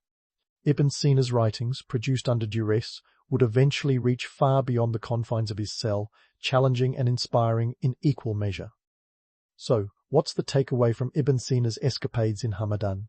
Perhaps it's the reminder that history isn't just a neat series of events strung together like pearls on a necklace. It's messy, unpredictable, and often downright absurd. Yet, in the midst of chaos, there's room for brilliance to shine through, for ideas to take root and flourish in the most unexpected places. As we prepare to follow Ibn Sina's journey beyond Hamadan, we can't help but marvel at the twists and turns that marked his path. It's a story that's far from over, with new chapters waiting to unfold. And in the grand tapestry of history, Ibn Sina's thread continues to weave its way through time, a testament to the enduring power of curiosity and intellect in a world that rarely makes sense. As we leave Hamadan's political roller coaster behind, we're diving headfirst into one of Ibn Sina's crowning achievements, the canon of medicine. Now, before you roll your eyes at another mention of canon, let me assure you, this isn't just another dusty old tome. Think of it as the medieval equivalent of a New York Times bestseller, a cross between a textbook and a self-help guide, with a dash of ancient wisdom and a sprinkle of wit. The canon of medicine wasn't just a hit. It was the medical Bible of its time, spreading like wildfire across continents, translated into Latin, and studied in Europe well into the 17th century. Yep, we're talking about a book that had more staying power than your grandma's fruitcake recipe. But let's not get ahead of ourselves. First, we need to peel back the layers of myth and reality surrounding this legendary text. It's all too tempting to imagine Ibn Sina, quill in hand, crafting this masterpiece under the serene glow of candlelight, his mind a cauldron of groundbreaking ideas waiting to be poured onto parchment. Romantic, right? Hold that thought. The reality was less poetic and more akin to a medical drama with a side of irony. You see, Ibn Sina wrote parts of the canon while battling his own health issues. That's right, the man penning advice on ailments was often bedridden himself. It's like a chef whipping up a gourmet meal while surviving on instant noodles. Let's talk specifics. The canon is a 5-volume encyclopedia that covers everything from basic principles to complex diseases. Imagine an entire medical school curriculum squeezed into a set of books long before the concept of student loans existed. Volume 1 dives into general principles of medicine, including anatomy and physiology. Think of it as the ultimate body user's manual. Volumes 2 and 3 catalogue diseases and their treatments, while Volume 4 is dedicated to more intricate illnesses. Finally, Volume 5 is your go-to for medicinal substances, basically the medieval version of a pharmacy app. Ibn Sina's genius lay in his synthesis of knowledge. He took what he learned from the Greeks, Hippocrates and Galen, to be specific, and mixed it with his own observations and those of his Islamic contemporaries. This was no small feat, considering the medical community at the time was more divided than a pizza at a family reunion. Physicians often clung to outdated theories like a dog with a bone, but Ibn Sina had a knack for blending the old with the new, adding a sprinkle of skepticism to spice things up. Economic and social factors played a huge role in the text's success. In a world where healthcare was a luxury, the canon democratized knowledge, making medical wisdom accessible to those who could read or afford someone to read it to them. This was a time when a single manuscript could cost as much as a small house, so having a comprehensive medical guide was like owning a gold mine. Physicians who could reference the canon had a leg up in the cutthroat world of medieval medicine, a realm where a bad diagnosis could mean losing more than just your reputation. And let's not forget the political context. The Islamic Golden Age was a period of intense intellectual exchange, with scholars from diverse backgrounds collaborating and competing in equal measure. The canon was a product of this vibrant era, a testament to the value placed on learning and innovation. Yet, it was also a time when patronage was key. Ibn Sina had to navigate a landscape where securing funding for his work was as challenging as the work itself. Imagine pitching a groundbreaking medical text to potential patrons who were more interested in astrology than anatomy. Despite the hurdles, Ibn Sina's canon was a game-changer. It introduced methods of systematic experimentation and observation that were revolutionary for its time. His clinical descriptions and classifications of diseases were remarkably accurate, considering he didn't have access to modern diagnostics. In fact, his insights into conditions like diabetes and tuberculosis were centuries ahead of his peers. Talk about being light years ahead of the curve. But let's not gloss over the myths. Stories about Ibn Sina often paint him as a solitary genius, laboring away in isolation. In reality, he was part of a thriving network of scholars, each contributing to a rich tapestry of knowledge. He was less of a lone wolf and more of a conductor in an intellectual orchestra, harmonizing the works of others with his own. Now, here's where things get even more fascinating. The canon became so influential that it wasn't just a medical text, it turned into a cultural icon. Physicians in Europe and the Islamic world revered it, and it was even used as a medical school textbook in European universities until the 17th century. Picture a medieval version of Harry Potter mania, but with more Latin and fewer wands. Yet, with great fame comes great parody. Some scholars criticized the canon for being too rigid, a relic of a bygone era as new medical discoveries emerged. But isn't that the fate of all groundbreaking works? They're initially hailed as revolutionary, only to become stepping stones for future innovations. Ibn Sina himself would probably have appreciated the irony. So, what's the takeaway from Ibn Sina's canon of medicine? It's a reminder that genius often involves standing on the shoulders of giants, blending tradition with innovation, and writing medical advice while coughing into your own handkerchief. The canon is a testament to the power of curiosity and the resilience of the human spirit, even when faced with the absurdities of life. As we continue our journey with Ibn Sina in the next part, remember that his story is far from over. The canon may have cemented his legacy as a medical pioneer, but his adventures in philosophy, politics, and beyond are still waiting to unfold. So stick around, because this historical roller coaster is just getting started. As we continue our journey with Ibn Sina, Let's peel back the curtain on his later years, where the lines between reality and legend blur like a Monet painting viewed from too close. After all, the man who practically turned a prison cell into a think tank isn't going to spend his golden years knitting by the fireside.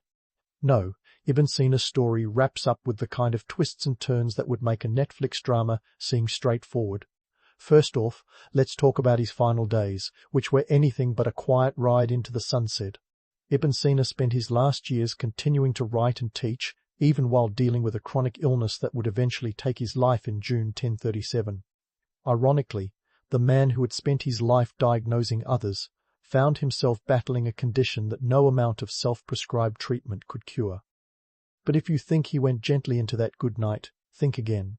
Legend has it that on his deathbed, he gave away all his possessions and freed his slaves.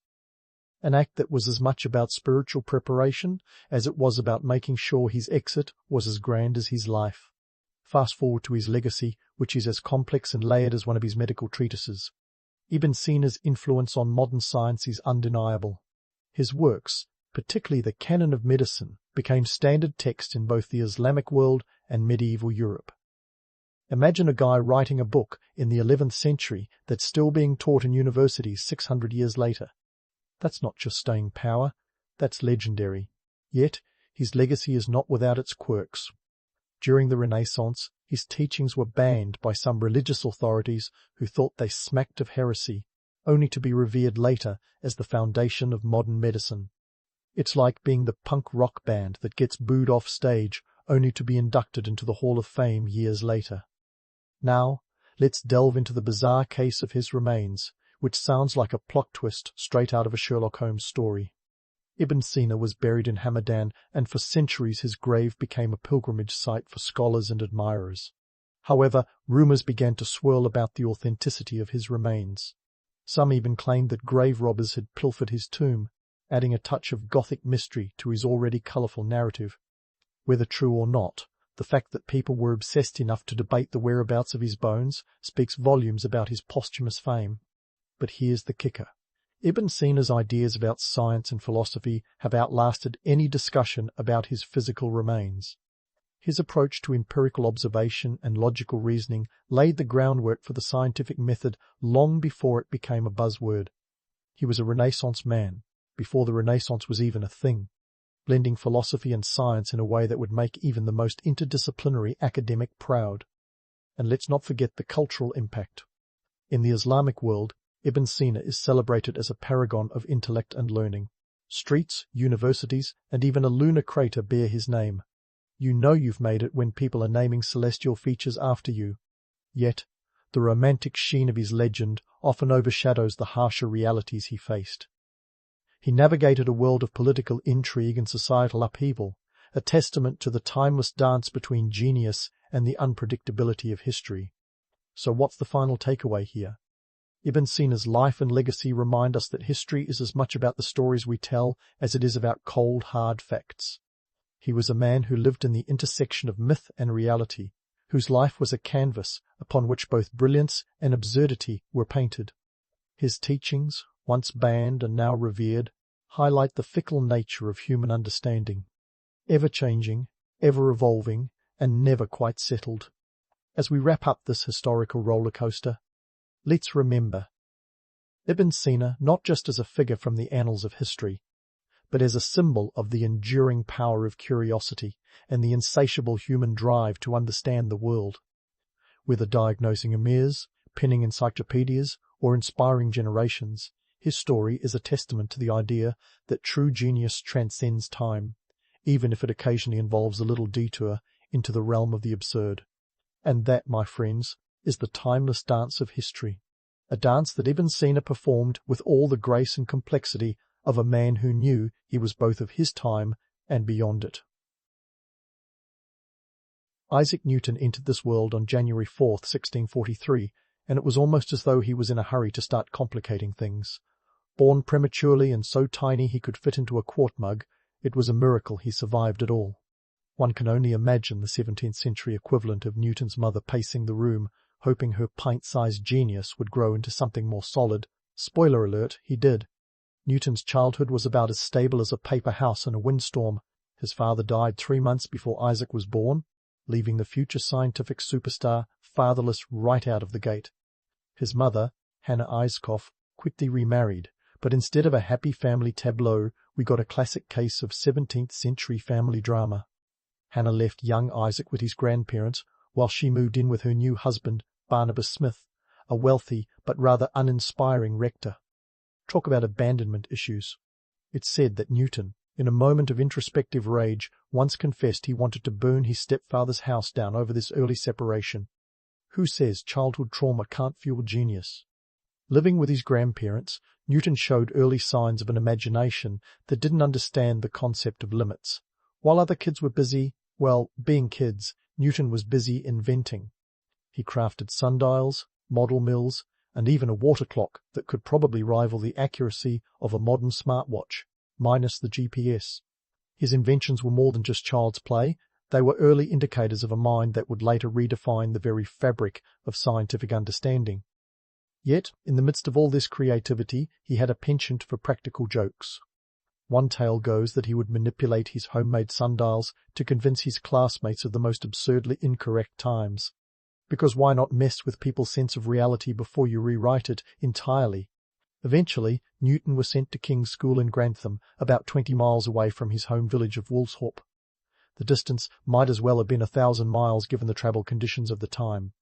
There, he lodged with the local apothecary, Mr. Clark, and his family, which, conveniently for Isaac, included a library. Books became Newton's refuge as he devoured any and every text he could get his hands on. His academic prowess was evident, though his social skills left much to be desired. Isaac was more inclined to argue with his peers than to join them in the playground, a pattern that would follow him into adulthood, where arguing would metamorphose into monumental scientific debates. Now, let's talk about that apple. You know, the one that supposedly bonked him on the head and led to his theory of gravity. It's an appealing image, isn't it? Isaac lounging under a tree, nature itself conspiring to reveal the secrets of the universe. The reality, though, is far less Hollywood. Newton did speak of an apple, but in more grounded terms, pun intended. What really happened was likely a more contemplative observation of an apple falling, leading to the question of why objects fall down and not sideways or upwards. The story of the apple hitting him on the noggin is just a classic case of the human mind's love for a good narrative twist. Newton's relentless curiosity was a force of nature all its own. He wasn't content to accept the world as it was presented. Instead, he asked questions that no one else thought to ask, like, if I can make a water clock, why can't I make time itself my plaything? Okay, maybe not in those exact words, but you get the drift. He was the kind of kid who would have taken apart your toaster just to figure out how it worked and then improved upon it somehow while he was at it. Despite the family drama and the occasional practical joke, Newton's early years laid the groundwork for a mind that would later challenge and change the very way we understand the universe. His childhood was a perfect storm of isolation, creativity, and just enough rebellion to keep things interesting. And while many of his peers were content with the simplicity of life as they knew it, Newton was busy plotting his trajectory to the stars, or at least to Cambridge, where the next chapter of his life would unfold. Stay tuned for more on how this pint-sized genius grew into a titan of science, redefining not just his world, but ours, one question at a time. Newton's journey to Cambridge was less a straight line, and more a zigzagging adventure, peppered with the usual 17th century roadblocks, money, social awkwardness, and a dash of isolation. He arrived at Trinity College in 1661, a fresh-faced 18-year-old, ready to set the academic world ablaze, or, more accurately, to become a recluse in his room. You see, while the rest of the student body was attending lectures, Newton was busy conducting experiments in the privacy of his quarters, transforming his dorm into a personal laboratory. It's as if he saw the lecture hall as a mere suggestion rather than a necessity. Now, let's talk calculus. Yes, the math that makes most of us break out in a cold sweat was something Newton dabbled in like it was a new hobby. While his peers were probably still wrestling with basic arithmetic, Newton was off in his own world, developing calculus before it was even a glimmer in the academic eye. He referred to it as the science of fluxions, which, let's be honest, sounds like something straight out of a sci-fi novel. The kicker? He didn't rush to publish these groundbreaking ideas. Instead, he kept them tucked away like a secret weapon in a mad genius's arsenal. It wasn't until the 1690s that his work on calculus would see the light of day, sparking a fierce rivalry with Gottfried Wilhelm Leibniz. But that's a story for another time. At Cambridge, Newton's fascination with alchemy blossomed into a full-blown obsession.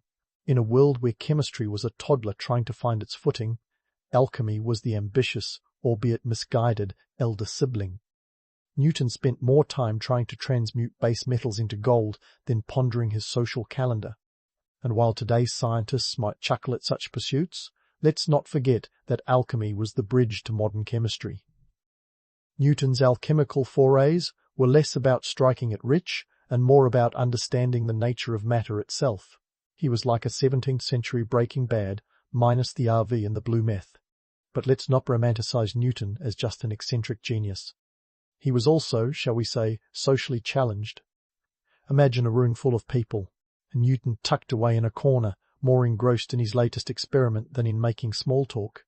He was the guy who'd rather calculate the angle of refraction than engage in casual conversation.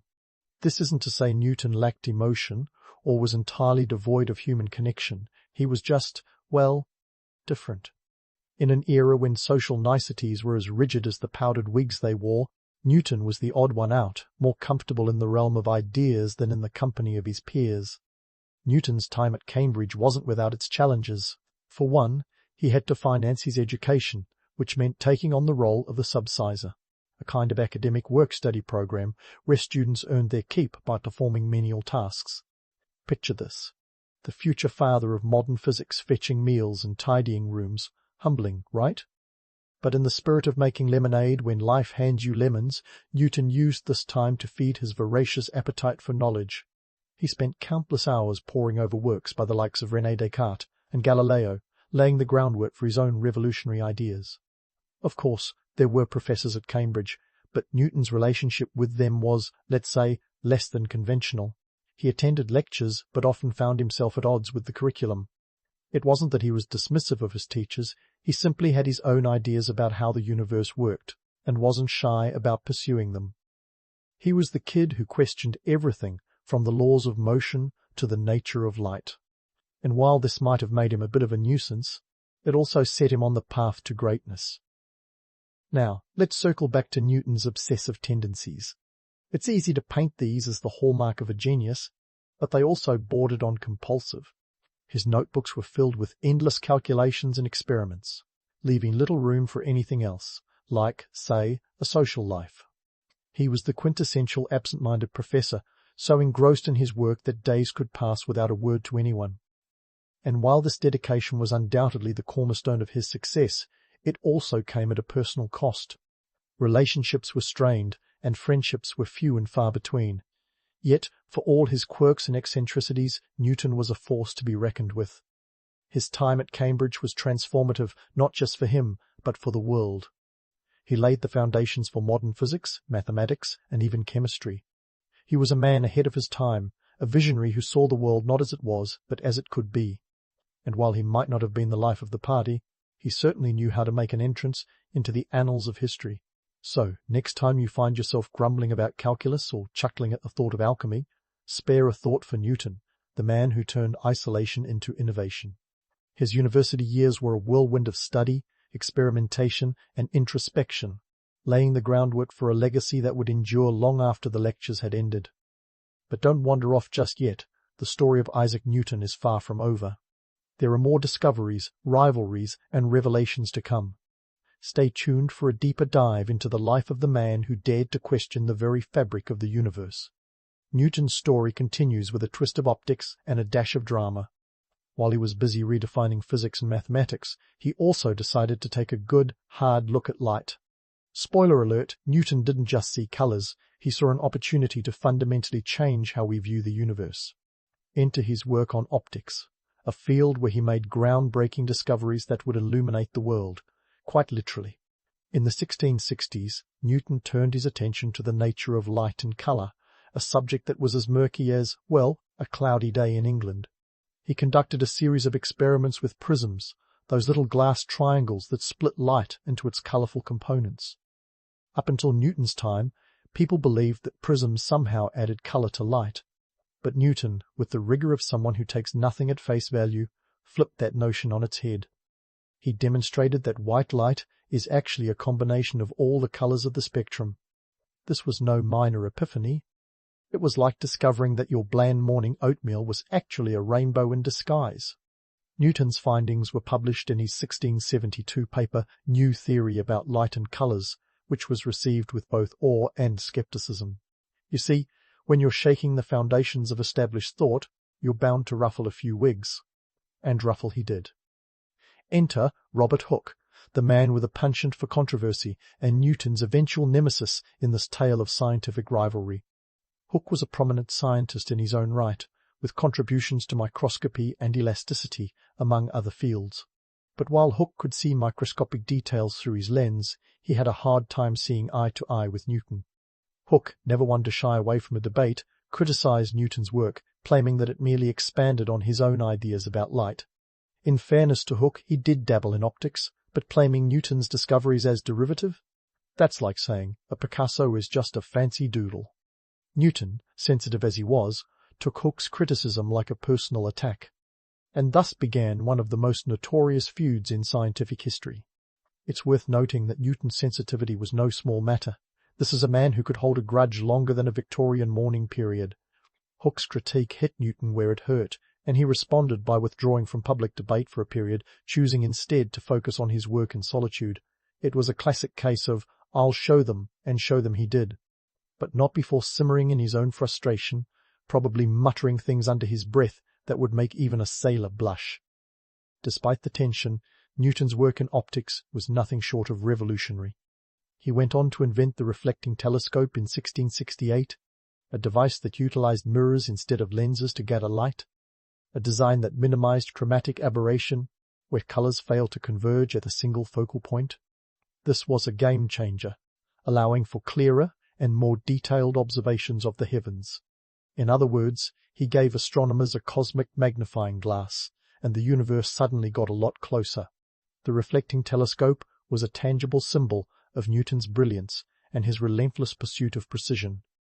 It was also a testament to his ability to improve upon existing technology, a skill that would serve him well in his future endeavours. And while the Royal Society, Britain's foremost scientific institution, applauded this innovation, the applause was mixed with the ongoing tension with Hooke, who continued to cast a shadow over Newton's accomplishments in optics. Newton's feud with Hooke was more than just a clash of egos. It was emblematic of the broader scientific rivalries of the time. Hooke, ever the critic, seemed to revel in pointing out flaws in others' work, and Newton, with his zero-tolerance policy for criticism, found himself locked in a battle of wills.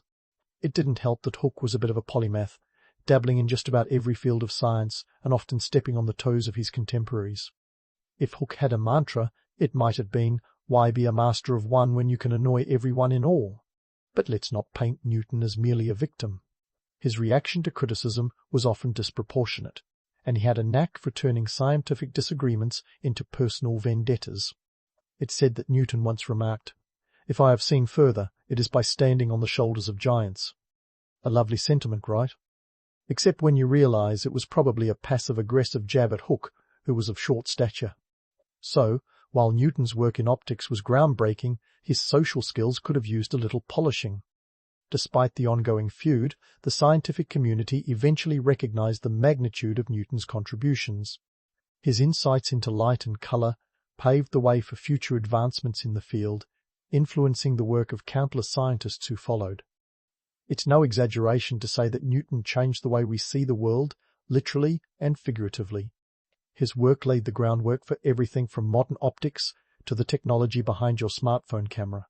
Not bad for a guy who preferred prisms to people. Newton's breakthroughs in optics didn't just stop at telescopes and prisms. His investigations led to the formulation of his theory of colors, which posited that color is a property of light, not the object itself. This was a revolutionary idea, challenging centuries of thought and providing a new lens through which to view the natural world. It was as if Newton had given humanity a new set of eyes, ones that could perceive the universe in a richer, more nuanced way. Of course, the tension with Hooke persisted, and the Royal Society became the stage for their ongoing drama. In one particularly memorable meeting, Hooke presented his own work on the nature of light, which bore some resemblance to Newton's theories. The air was thick with tension, and while Hooke's presentation was met with polite applause, Newton's disdain was palpable. He was not one to take perceived plagiarism lightly, and the feud simmered on. For all the drama and personal vendettas, it's important to remember that these rivalries often fueled scientific progress. Competition, as bitter as it might be, can drive innovation and push individuals to greater heights. Newton's work in optics, despite the controversy, stands as a testament to his genius and determination. He was a man driven by a relentless curiosity and an unwavering desire to uncover the secrets of the universe, even if it meant stepping on a few toes along the way. The saga of Newton and Hooke is a reminder that science is not just a pursuit of knowledge, but a deeply human endeavour, complete with all the messiness that entails. It's a story of brilliance and bitterness, of breakthroughs and bruised egos. But through it all, Newton's vision remained clear, to see the world not as it was, but as it could be, through the prism of his own imagination. So, while Newton may have been a bit thin-skinned, his contributions to optics were anything but. His work laid the foundation for a new understanding of light, one that would illuminate not just his time, but all time. And as we squint through the lens of history, it's clear that Newton's insights continue to shine, brighter than ever. But hold on to your prisms, because the story isn't over. There's more to come from this scientific titan, and the next chapter promises more revelations and rivalries. Stay tuned as we continue to unravel the life of Isaac Newton, the man who dared to see the universe in a new light. As Newton's insights into the universe continued to illuminate minds long after his own light had dimmed, he found himself drawn into a role that was decidedly more terrestrial, albeit with its own brand of intrigue. In 1696, Newton transitioned from the celestial to the financial, becoming Warden of the Royal Mint. Now, if you're imagining him hunched over piles of gold like some alchemical Scrooge McDuck, think again. The job was less about counting coins and more about sniffing out counterfeiters, a task that required all the cunning of a seasoned detective. In the late 17th century, counterfeiting was practically the national pastime. Fake coins were as common as London fog, and the economy was teetering perilously on the edge of chaos. Enter Newton, the unlikely crime fighter, with a penchant for precision. Unlike the modern-day detective, Newton didn't have forensic labs or high-tech gadgets. What he did have was an unparalleled intellect, an unfaltering determination, and a network of informants that would make any spy proud. His methods were meticulous. He cross-examined suspects, gathered evidence, and even went undercover in the London underworld to bust counterfeiting rings. Yes, you heard that right. Newton went full Sherlock, before Sherlock was even a twinkle in Arthur Conan Doyle's eye. By 1699, Newton ascended to the top job as Master of the Mint. His tenure was marked by a crusade against the debasement of currency, a problem that had plagued England for decades. In 1717, he spearheaded the adoption of the gold standard, effectively fixing the value of the pound to gold. It was a move that would echo through economic policy for centuries. But why stop at monetary reform when you can also reform the very nature of crime fighting? Newton personally prosecuted 28 cases of counterfeiting. Sending many a forger to the gallows, he was less a benevolent judge and more of a hangman's best friend. As if his role at the Mint wasn't enough to keep him busy, Newton also dabbled in politics. In 1689, at the behest of the influential scientist and politician Charles Montague, he became a member of Parliament. But if you're picturing him delivering rousing speeches about the laws of motion, think again. Newton's time in Parliament was brief and, by all accounts, rather uneventful. The only recorded instance of him speaking was to ask a nearby usher to close a draughty window. Not exactly the Gettysburg Address. Newton's political career might have been lackluster, but his peculiar habits kept him firmly in the realm of the intriguing. Despite his towering intellect, Newton was famously absent-minded. One story goes that he once invited friends over for dinner and then, lost in thought, forgot to serve them any food. His friends apparently left, having dined on conversation alone, while Newton remained oblivious. He was a man for whom the intricacies of the cosmos were more compelling than the contents of his pantry. His personal life was equally eccentric. Newton never married, and some speculate he died a virgin. It's as if he reserved all his passion for his work, leaving little room for romantic entanglements. His social circle was a small one, largely populated by fellow academics and the occasional philosopher. He was known to be a difficult man to get along with, prone to paranoia and bouts of melancholy. Perhaps it was the price of genius, or maybe just a reflection of a life spent more in the company of ideas than people. The myth of the solitary genius, though, isn't entirely accurate. Yes, Newton was a loner by nature, but he thrived in the scientific community, even amid the spats and rivalries. His correspondence with other scientists was extensive, and his intellectual exchanges helped shape his later works. Newton may have shunned the spotlight, but he didn't operate in a vacuum. His ideas were often tested, critiqued, and refined through dialogue with his peers, an academic dance that belied the image of a man working in isolation. But let's not romanticize his intellect without acknowledging the reality of his personality. Newton was not the gentle sage you might expect from the author of such profound theories. He was combative, often holding grudges like they were precious artifacts. His feud with Leibniz over the invention of calculus is legendary, with each accusing the other of plagiarism. Newton, ever the grudge-holder, used his influence to tarnish Leibniz's reputation, ensuring that the debate over calculus would simmer long after both men were gone. For all his quirks, Newton's later years were marked by achievements that went beyond the realm of science. His reforms at the Mint stabilized the British economy, and his work in politics, however subdued, positioned him as a man of influence. Yet, the myth of Newton as an aloof intellectual remains appealing. It's a narrative that speaks to the romantic notion of the lone genius, quietly changing the world while shunning its trappings. In reality, Newton was as complex as his theories. He was a man of contradictions, reclusive yet influential, brilliant yet flawed. His intellect was undeniable, but it was coupled with a personality that could be as challenging as the calculus he invented. The myth of Newton may cast him as a solitary figure, but the truth is far richer and more nuanced. He was a man who grappled with the mysteries of the universe and the complexities of human nature in equal measure.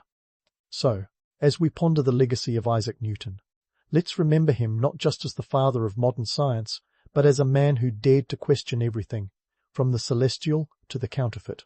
His life was a tapestry woven with threads of brilliance and eccentricity, a testament to the power of a mind unafraid to explore the unknown.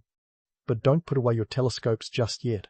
There's more to explore in the world of Newton as we continue our journey into the life of the man who saw the world through a lens all his own.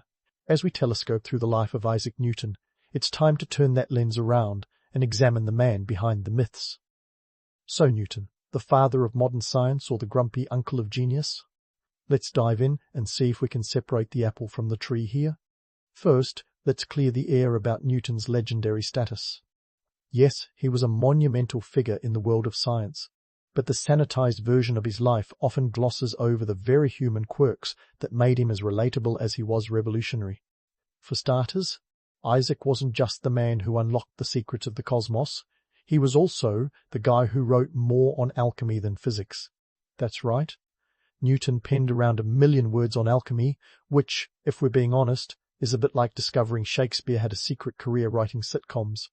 It turns out the man who gave us gravity was also deeply rooted in pursuits we might today dismiss as pseudoscience.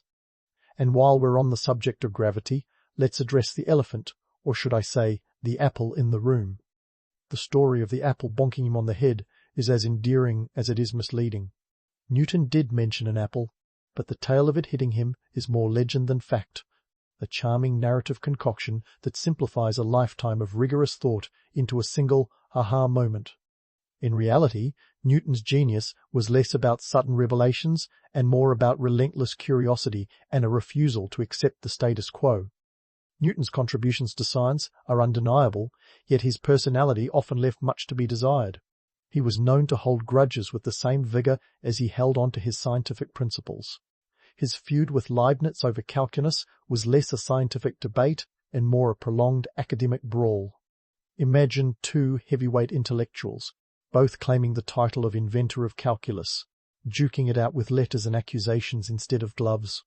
Newton's determination to prove his superiority was so intense that he orchestrated an entire committee to review the evidence, an investigation he subtly rigged by ensuring it was composed of his supporters.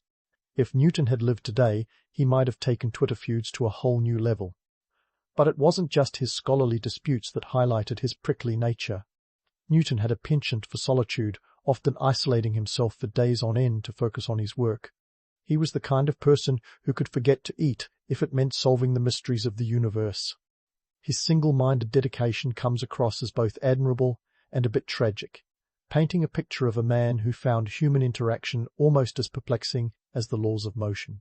It's important to acknowledge that, despite his social shortcomings, Newton's legacy is monumental. His work laid the foundation for classical mechanics, his laws of motion became the bedrock of physics, and his theory of universal gravitation explained phenomena from falling apples to orbiting planets. He was, without a doubt, a titan of scientific thought. But his achievements weren't just the product of his intellect, they were forged in the crucible of his eccentricity. Newton's impact on modern science is profound. His mathematical frameworks still underpin much of physics today, and his methods of scientific inquiry set a standard for empirical evidence and rigorous testing. He was a pioneer of the scientific revolution, a period that transformed our understanding of the world from mystical to measurable. Newton showed us that the universe operated according to discernible laws, inviting humanity to explore those laws with reason and logic. Yet, for all his brilliance, Newton's story is also a reminder of the complex interplay between genius and humanity. His passion for discovery was matched only by his capacity for obsession. He was a man who could see the stars in perfect clarity, but struggled to navigate the murky waters of human relationships. And while his eccentricities might have made him difficult to be around, they also fueled his relentless pursuit of knowledge. In a way, Newton's life is a testament to the notion that greatness often comes with its share of quirks. He was a man who saw the world not just as it was, but as it could be, probing the limits of human understanding with an intensity that bordered on the obsessive. His legacy is one of profound insight and enduring influence, a legacy that continues to shape our scientific and cultural landscapes. As we wrap up our exploration of Newton's life, let's take a moment to appreciate the man behind the myth. He was a figure of immense contradictions, a solitary thinker who reshaped the collective understanding, a scientist who dabbled in alchemy, and a genius who grappled with the same human flaws we all do. Newton's story is not just about the triumphs of science, it's about the complexity of being human. In conclusion, Isaac Newton left an indelible mark on history, one that extends far beyond his laws and theories. He was a man who dared to question everything, from the nature of light to the nature of currency. His legacy is a tapestry woven with the threads of brilliance and eccentricity, a testament to the power of curiosity and the pursuit of knowledge. So, as we close the book on Newton, let's remember him not just as the father of modern science, but as a man who saw the world through a lens all his own. And as you drift off to sleep, ponder this. Had Newton been more focused on social graces than gravitational forces, the very fabric of science might have looked very different indeed. Long before Instagram turned everyone into self-proclaimed travel influencers, the Phoenicians were the ancient world's OG voyagers, charting the Mediterranean with a swagger that would put any modern-day wanderluster to shame. Around 1550 BCE, these maritime maestros emerged from the bustling shores of what is now Lebanon, setting up shop in places like Byblos and Tyre. These cities weren't just sleepy seaside towns. They were the Silicon Valley of shipbuilding, crafting vessels that made them the envy of all the ancient geeks trying to conquer the seas. Now, before you start imagining the Phoenicians as some mythical seafaring demigods, let's get one thing straight. Their beginnings were about as glamorous as a garage startup. They kicked things off trading raw materials like timber and purple dye. Yes, purple dye. This stuff was the ancient equivalent of Bitcoin rare and super valuable. Derived from the murex snail, each drop was worth its weight in gold, which made Tyre the go-to place for anyone looking to flaunt royal status without the hassle of a crown. But wait, there's more. The Phoenicians weren't just about pretty colours, they mastered the art of shipbuilding, crafting vessels that could withstand the Mediterranean's mood swings. Their secret sauce? Cedar wood, from the forests of Lebanon, prized for its durability and resistance to the elements. It was like the steel of the ancient world, and the Phoenicians had it in spades. This gave them a reputation as maritime maestros, and soon their ships became the Google Maps of the ancient seas, navigating routes that connected cultures, goods, and ideas. While the Greeks and Romans were still figuring out how to tie their sandals, the Phoenicians were already setting sail, their ships slicing through the waves like knives through hummus. They were the first to establish a network of trade routes that spanned the Mediterranean, from Cyprus to Carthage and beyond.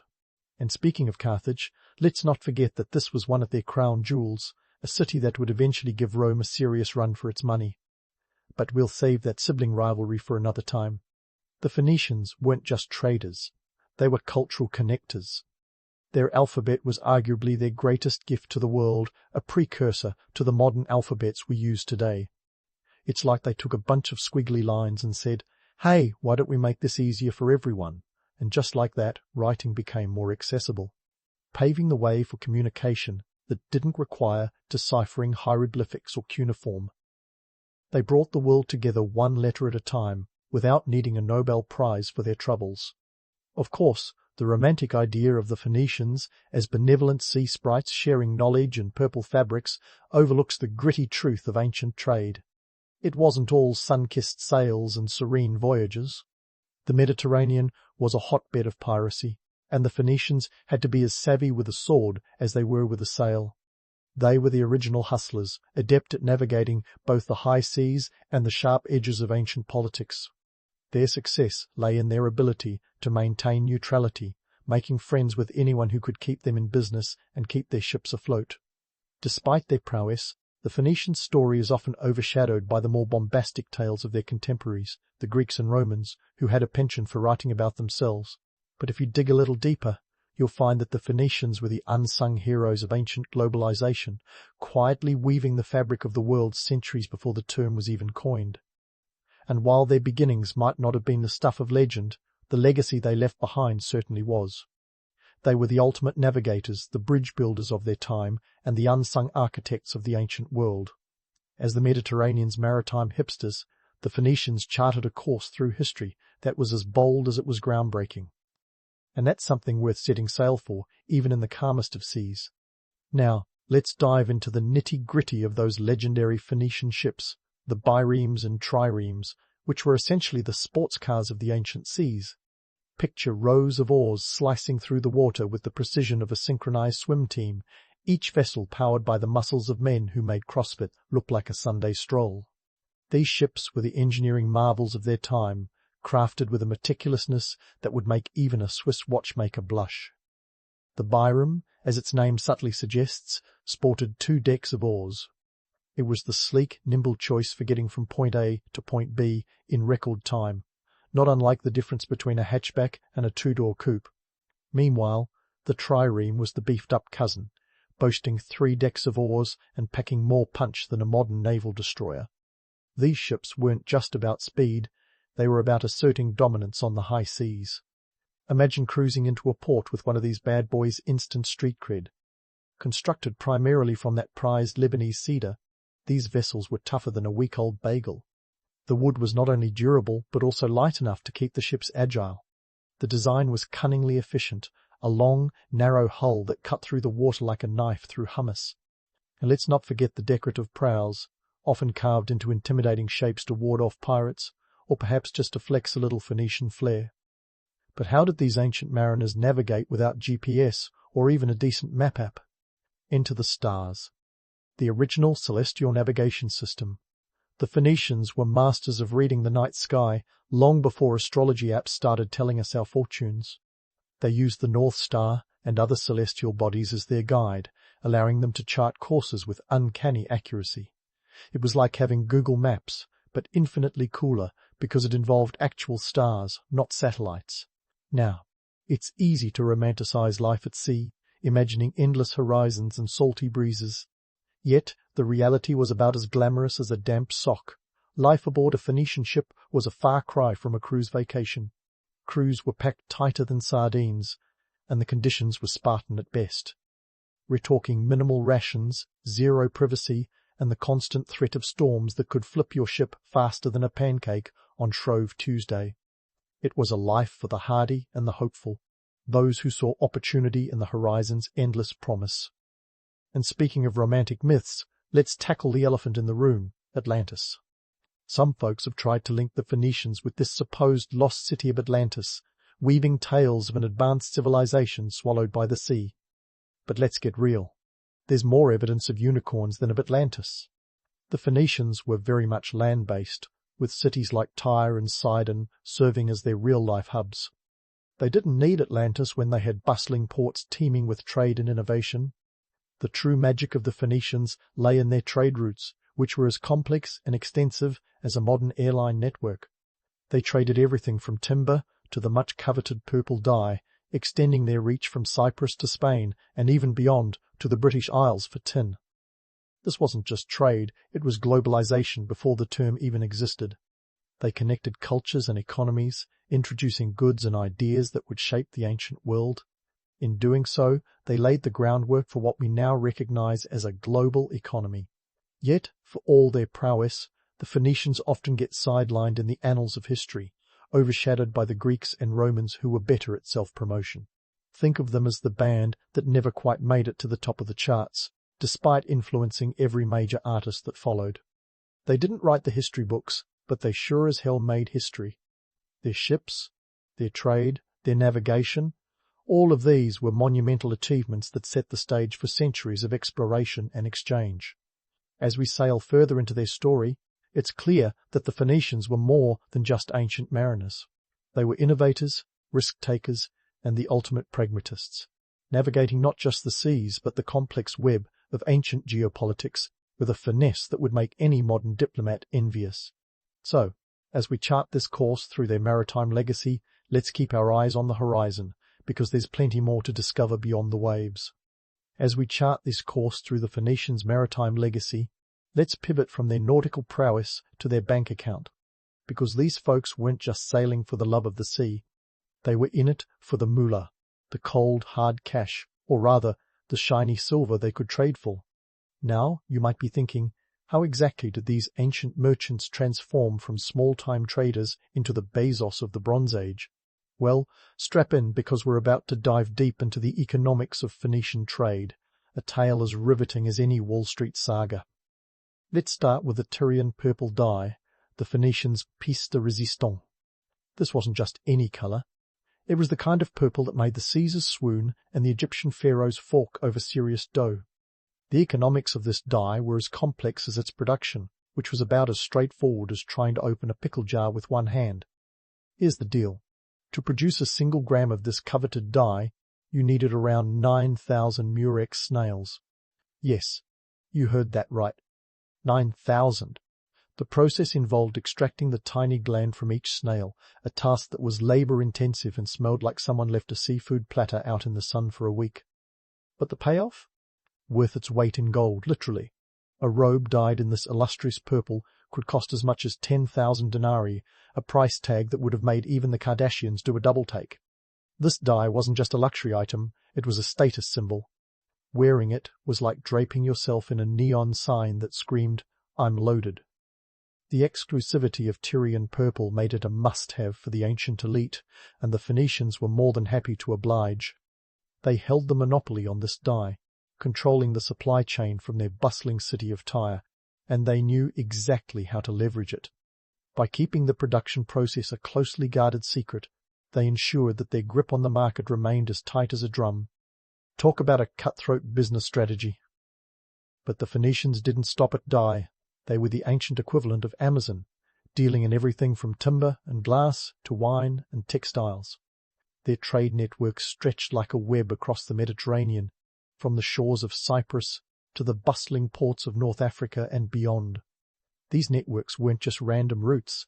They were meticulously planned supply chains that would give modern logistics companies a run for their money. The Phoenicians knew that trade was about more than just goods. It was about connections, and they had them in spades. Their trade routes were like the highways of the ancient world, linking cultures and economies in a way that seems almost impossibly advanced for the time. They established colonies and trading posts in strategic locations, each one a hub of activity and commerce. Take Carthage, for example, a city whose name alone could cause a Roman to break out in a cold sweat. Founded in the 9th century BCE as a Phoenician outpost, Carthage eventually grew into a powerful city-state, a testament to the far-reaching influence of the Phoenicians' trade empire. They were like the original franchise owners, setting up shop wherever they saw potential for profit. And let's not forget the sheer audacity of their trading tactics. The Phoenicians were the original deal-makers, employing strategies that could teach modern MBAs a thing or two. They knew how to play the game of supply and demand, sometimes even creating scarcity to drive up prices. They were masters of negotiation, able to strike deals that favored them while keeping their trading partners happy, or at least content enough not to rock the boat. It was a delicate balance, one that required not just business acumen but also a keen understanding of human nature. Of course, the romantic notion of the Phoenicians as benevolent traders sharing their wealth and knowledge with the world glosses over the darker side of ancient commerce.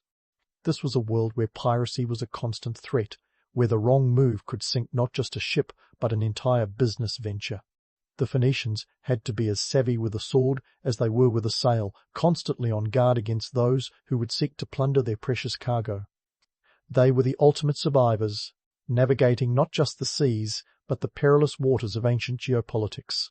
Their ability to maintain neutrality in a world rife with conflict was nothing short of remarkable. They traded with everyone from the Egyptians to the Assyrians, always careful to keep their options open and their allegiances fluid. This wasn't just a business strategy, it was a survival tactic. In a time when alliances could shift as quickly as the tides, the Phoenicians' ability to stay above the fray was a testament to their shrewdness and adaptability. Yet, for all their success, the Phoenician story is often overshadowed by the more bombastic narratives of their contemporaries. History tends to favor those who write it, and the Greeks and Romans were nothing if not prolific scribes.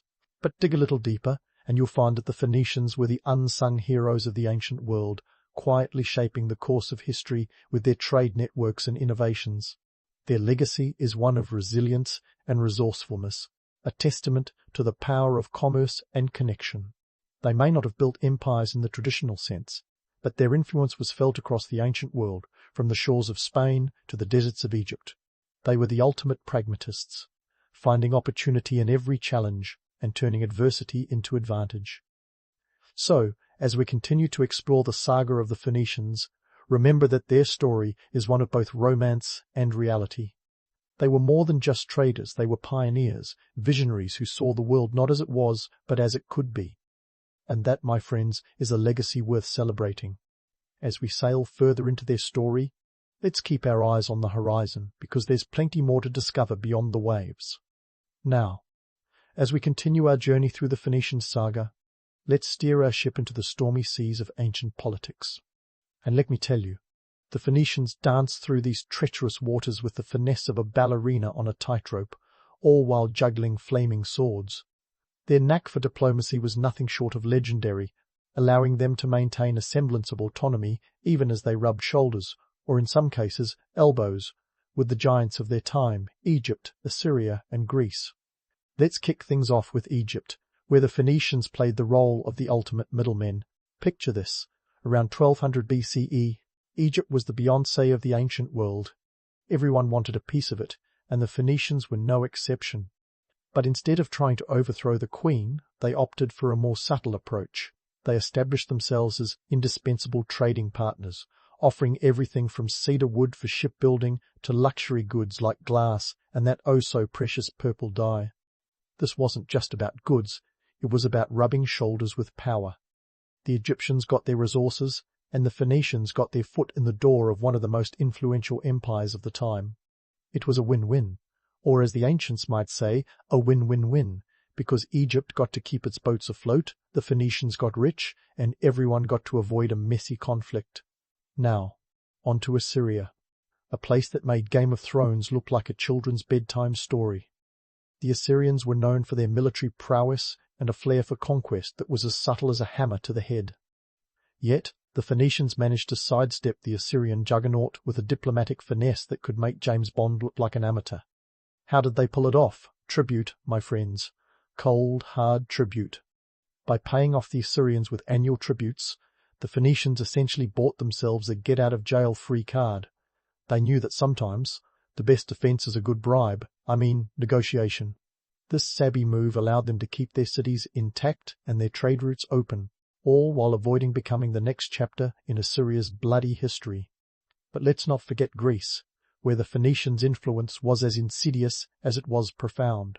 The Greeks, those philosophical pioneers with a penchant for democracy and drama, were as much in awe of the Phoenicians as they were in competition with them. The relationship was complex, a blend of admiration and rivalry that fueled both trade and tension. The Phoenicians brought their alphabet to Greece, a gift that would transform the Greek world and eventually lead to the scripts we use today. It was like handing them the keys to the kingdom of communication. Yet, while the Greeks were busy chronicling their own legends, they were also eyeing the Phoenicians' trade networks with a mix of envy and ambition. In essence, the Greeks learned from the Phoenicians, adapted their innovations, and occasionally tried to outmaneuver them on the seas. However, let's not get too caught up in the romantic image of the Phoenicians as peaceful traders. Their story is not all sunshine and trade winds. These folks had a darker side, one that included piracy and conflict. Yes, you heard right, piracy. The Phoenicians, those savvy merchants of the sea, were also known to indulge in a bit of swashbuckling when it suited them. The lines between trade and piracy were as blurred as a sailor's vision after a night of drinking. They weren't above raiding rival ships or coastal settlements if the opportunity or necessity arose. It wasn't personal, it was business, an ancient version of hostile takeovers where the stakes involved more swords and less paperwork. Conflict was inevitable, especially in the choppy waters of the Mediterranean, where every other ship seemed to bristle with hostility. The Phoenicians had to be just as adept at wielding a weapon as they were at haggling over the price of cedar. Their ability to defend their ships and settlements was a testament to their duality, a people who could negotiate a treaty just as easily as they could command a fleet into battle. So, how did they manage to keep the peace, or at least a semblance of it, while navigating these turbulent waters? Their secret weapon was a keen understanding of human nature and the art of compromise. They knew that in the game of ancient geopolitics, flexibility was key. They adapted to each new challenge with a pragmatism that would make Machiavelli proud. When diplomacy failed, they were ready to fight, but they preferred to win their battles in the marketplace rather than on the battlefield. In this way, the Phoenicians were the ultimate chameleons, able to blend into any political landscape with ease. Their ability to maintain autonomy in a world dominated by empires was not just a testament to their cunning, but also to their willingness to adapt and evolve. They were the original strategists, masters of the art of survival, in a time when the only constant was change. As we navigate the next waves of their story, remember that the Phoenicians were more than just traders. They were tacticians, innovators and survivors. In a world where might often equaled right, they proved that brains could be just as powerful as brawn. So, as we chart their course through history, keep your eyes on the horizon. There's plenty more to discover about these enigmatic mariners, and the next chapter promises to be just as intriguing as the last. As we sail into the final chapter of the Phoenician saga, let's take a moment to appreciate the last horizon these ancient mariners charted, a legacy that, despite their eventual fall around 539 BCE, still ripples across the pages of history. These were not just traders or seafarers, they were cultural architects, drafting blueprints that would influence civilizations to come. Now, grab your compass and let's dive into an innovation that makes the Phoenicians the Steve Jobs of ancient times, the alphabet. Before they sauntered onto the scene, writing was akin to deciphering an alien language, with complex scripts like cuneiform and hieroglyphics ruling the roost. The Phoenicians, in their infinite wisdom, realized that nobody had time for that, especially when you're busy trying to make a buck on the Mediterranean trade routes. So, they streamlined it all, creating a 22-character alphabet that was as revolutionary as the smartphone. This was simplicity at its finest, making writing accessible to the masses and laying the foundation for the Greek and Latin scripts. Talk about a mic drop moment. But, of course, the alphabet wasn't just a tool for jotting down shopping lists. It was a vessel for cultural exchange, a means to record laws, trade agreements, and stories. With it, Ideas could travel as fast as the Phoenician ships themselves, carrying philosophies, technologies, and cultural nuances across continents. They didn't just spread goods, they spread ideas, fueling the intellectual fires of the ancient world. This wasn't just a legacy, it was a revolution, one letter at a time. Let's not gloss over the messy reality, though. The Phoenicians didn't invent this alphabet out of sheer benevolence. This was a strategic move, a tool for efficiency in trade and administration. It was less about cultural enlightenment and more about keeping those books balanced and those trade deals smooth. In the rough-and-tumble world of ancient commerce, where a miscommunication could cost you a fortune or your life, clarity was king. And the Phoenicians wore the crown with style. Now, onto the cultural exchanges. The Phoenicians weren't cultural purists, they were cultural chameleons. They absorbed and adapted the best bits of the civilizations they encountered, blending them into a vibrant tapestry that defied borders. From the Egyptians, they borrowed art and religious motifs, while their interactions with the Greeks led to philosophical exchanges that would shape the Western world. It was like a buffet of cultural fusion, and the Phoenicians were the chefs crafting the ultimate menu. Yet, let's not get too sentimental. This wasn't some utopian cultural exchange program, it was driven by necessity and profit. In a world where alliances were as fickle as a summer breeze, the Phoenicians knew that cultural savvy could be as valuable as military might. Their openness to new influences wasn't just a reflection of curiosity, it was a survival strategy, a way to remain relevant and powerful amid the shifting tides of empire. As we wrap up our odyssey through the Phoenician legacy, you might wonder why we should care about these ancient mariners who seem to prefer the company of oars and sails to the spotlight of history. The answer lies not just in what they did, but in how they did it. They were the original networkers, the LinkedIn of the ancient world, connecting disparate cultures and economies with a deftness that would make any modern diplomat envious. Their story reminds us that history isn't just the tale of the conquerors and the empires, it's also the story of those who traded, negotiated, and navigated the intricate web of human connections. The Phoenicians show us that influence doesn't always require the loudest voice. Sometimes, it's the quiet persistence of innovation and adaptation that leaves the deepest mark. In the end, the Phoenicians were the unsung heroes of globalization, weaving together a world that was more interconnected than we might imagine. Their legacy is a testament to the power of trade and ideas, an echo from the past that resonates with our present and future. And as we bid them farewell, let's keep their adventurous spirit alive, knowing that history's true architects are often those who sail not in search of conquest, but of connection. As we lower the sails on this journey, remember, the Phoenicians didn't just map the Mediterranean, they mapped the human experience, one trade route at a time.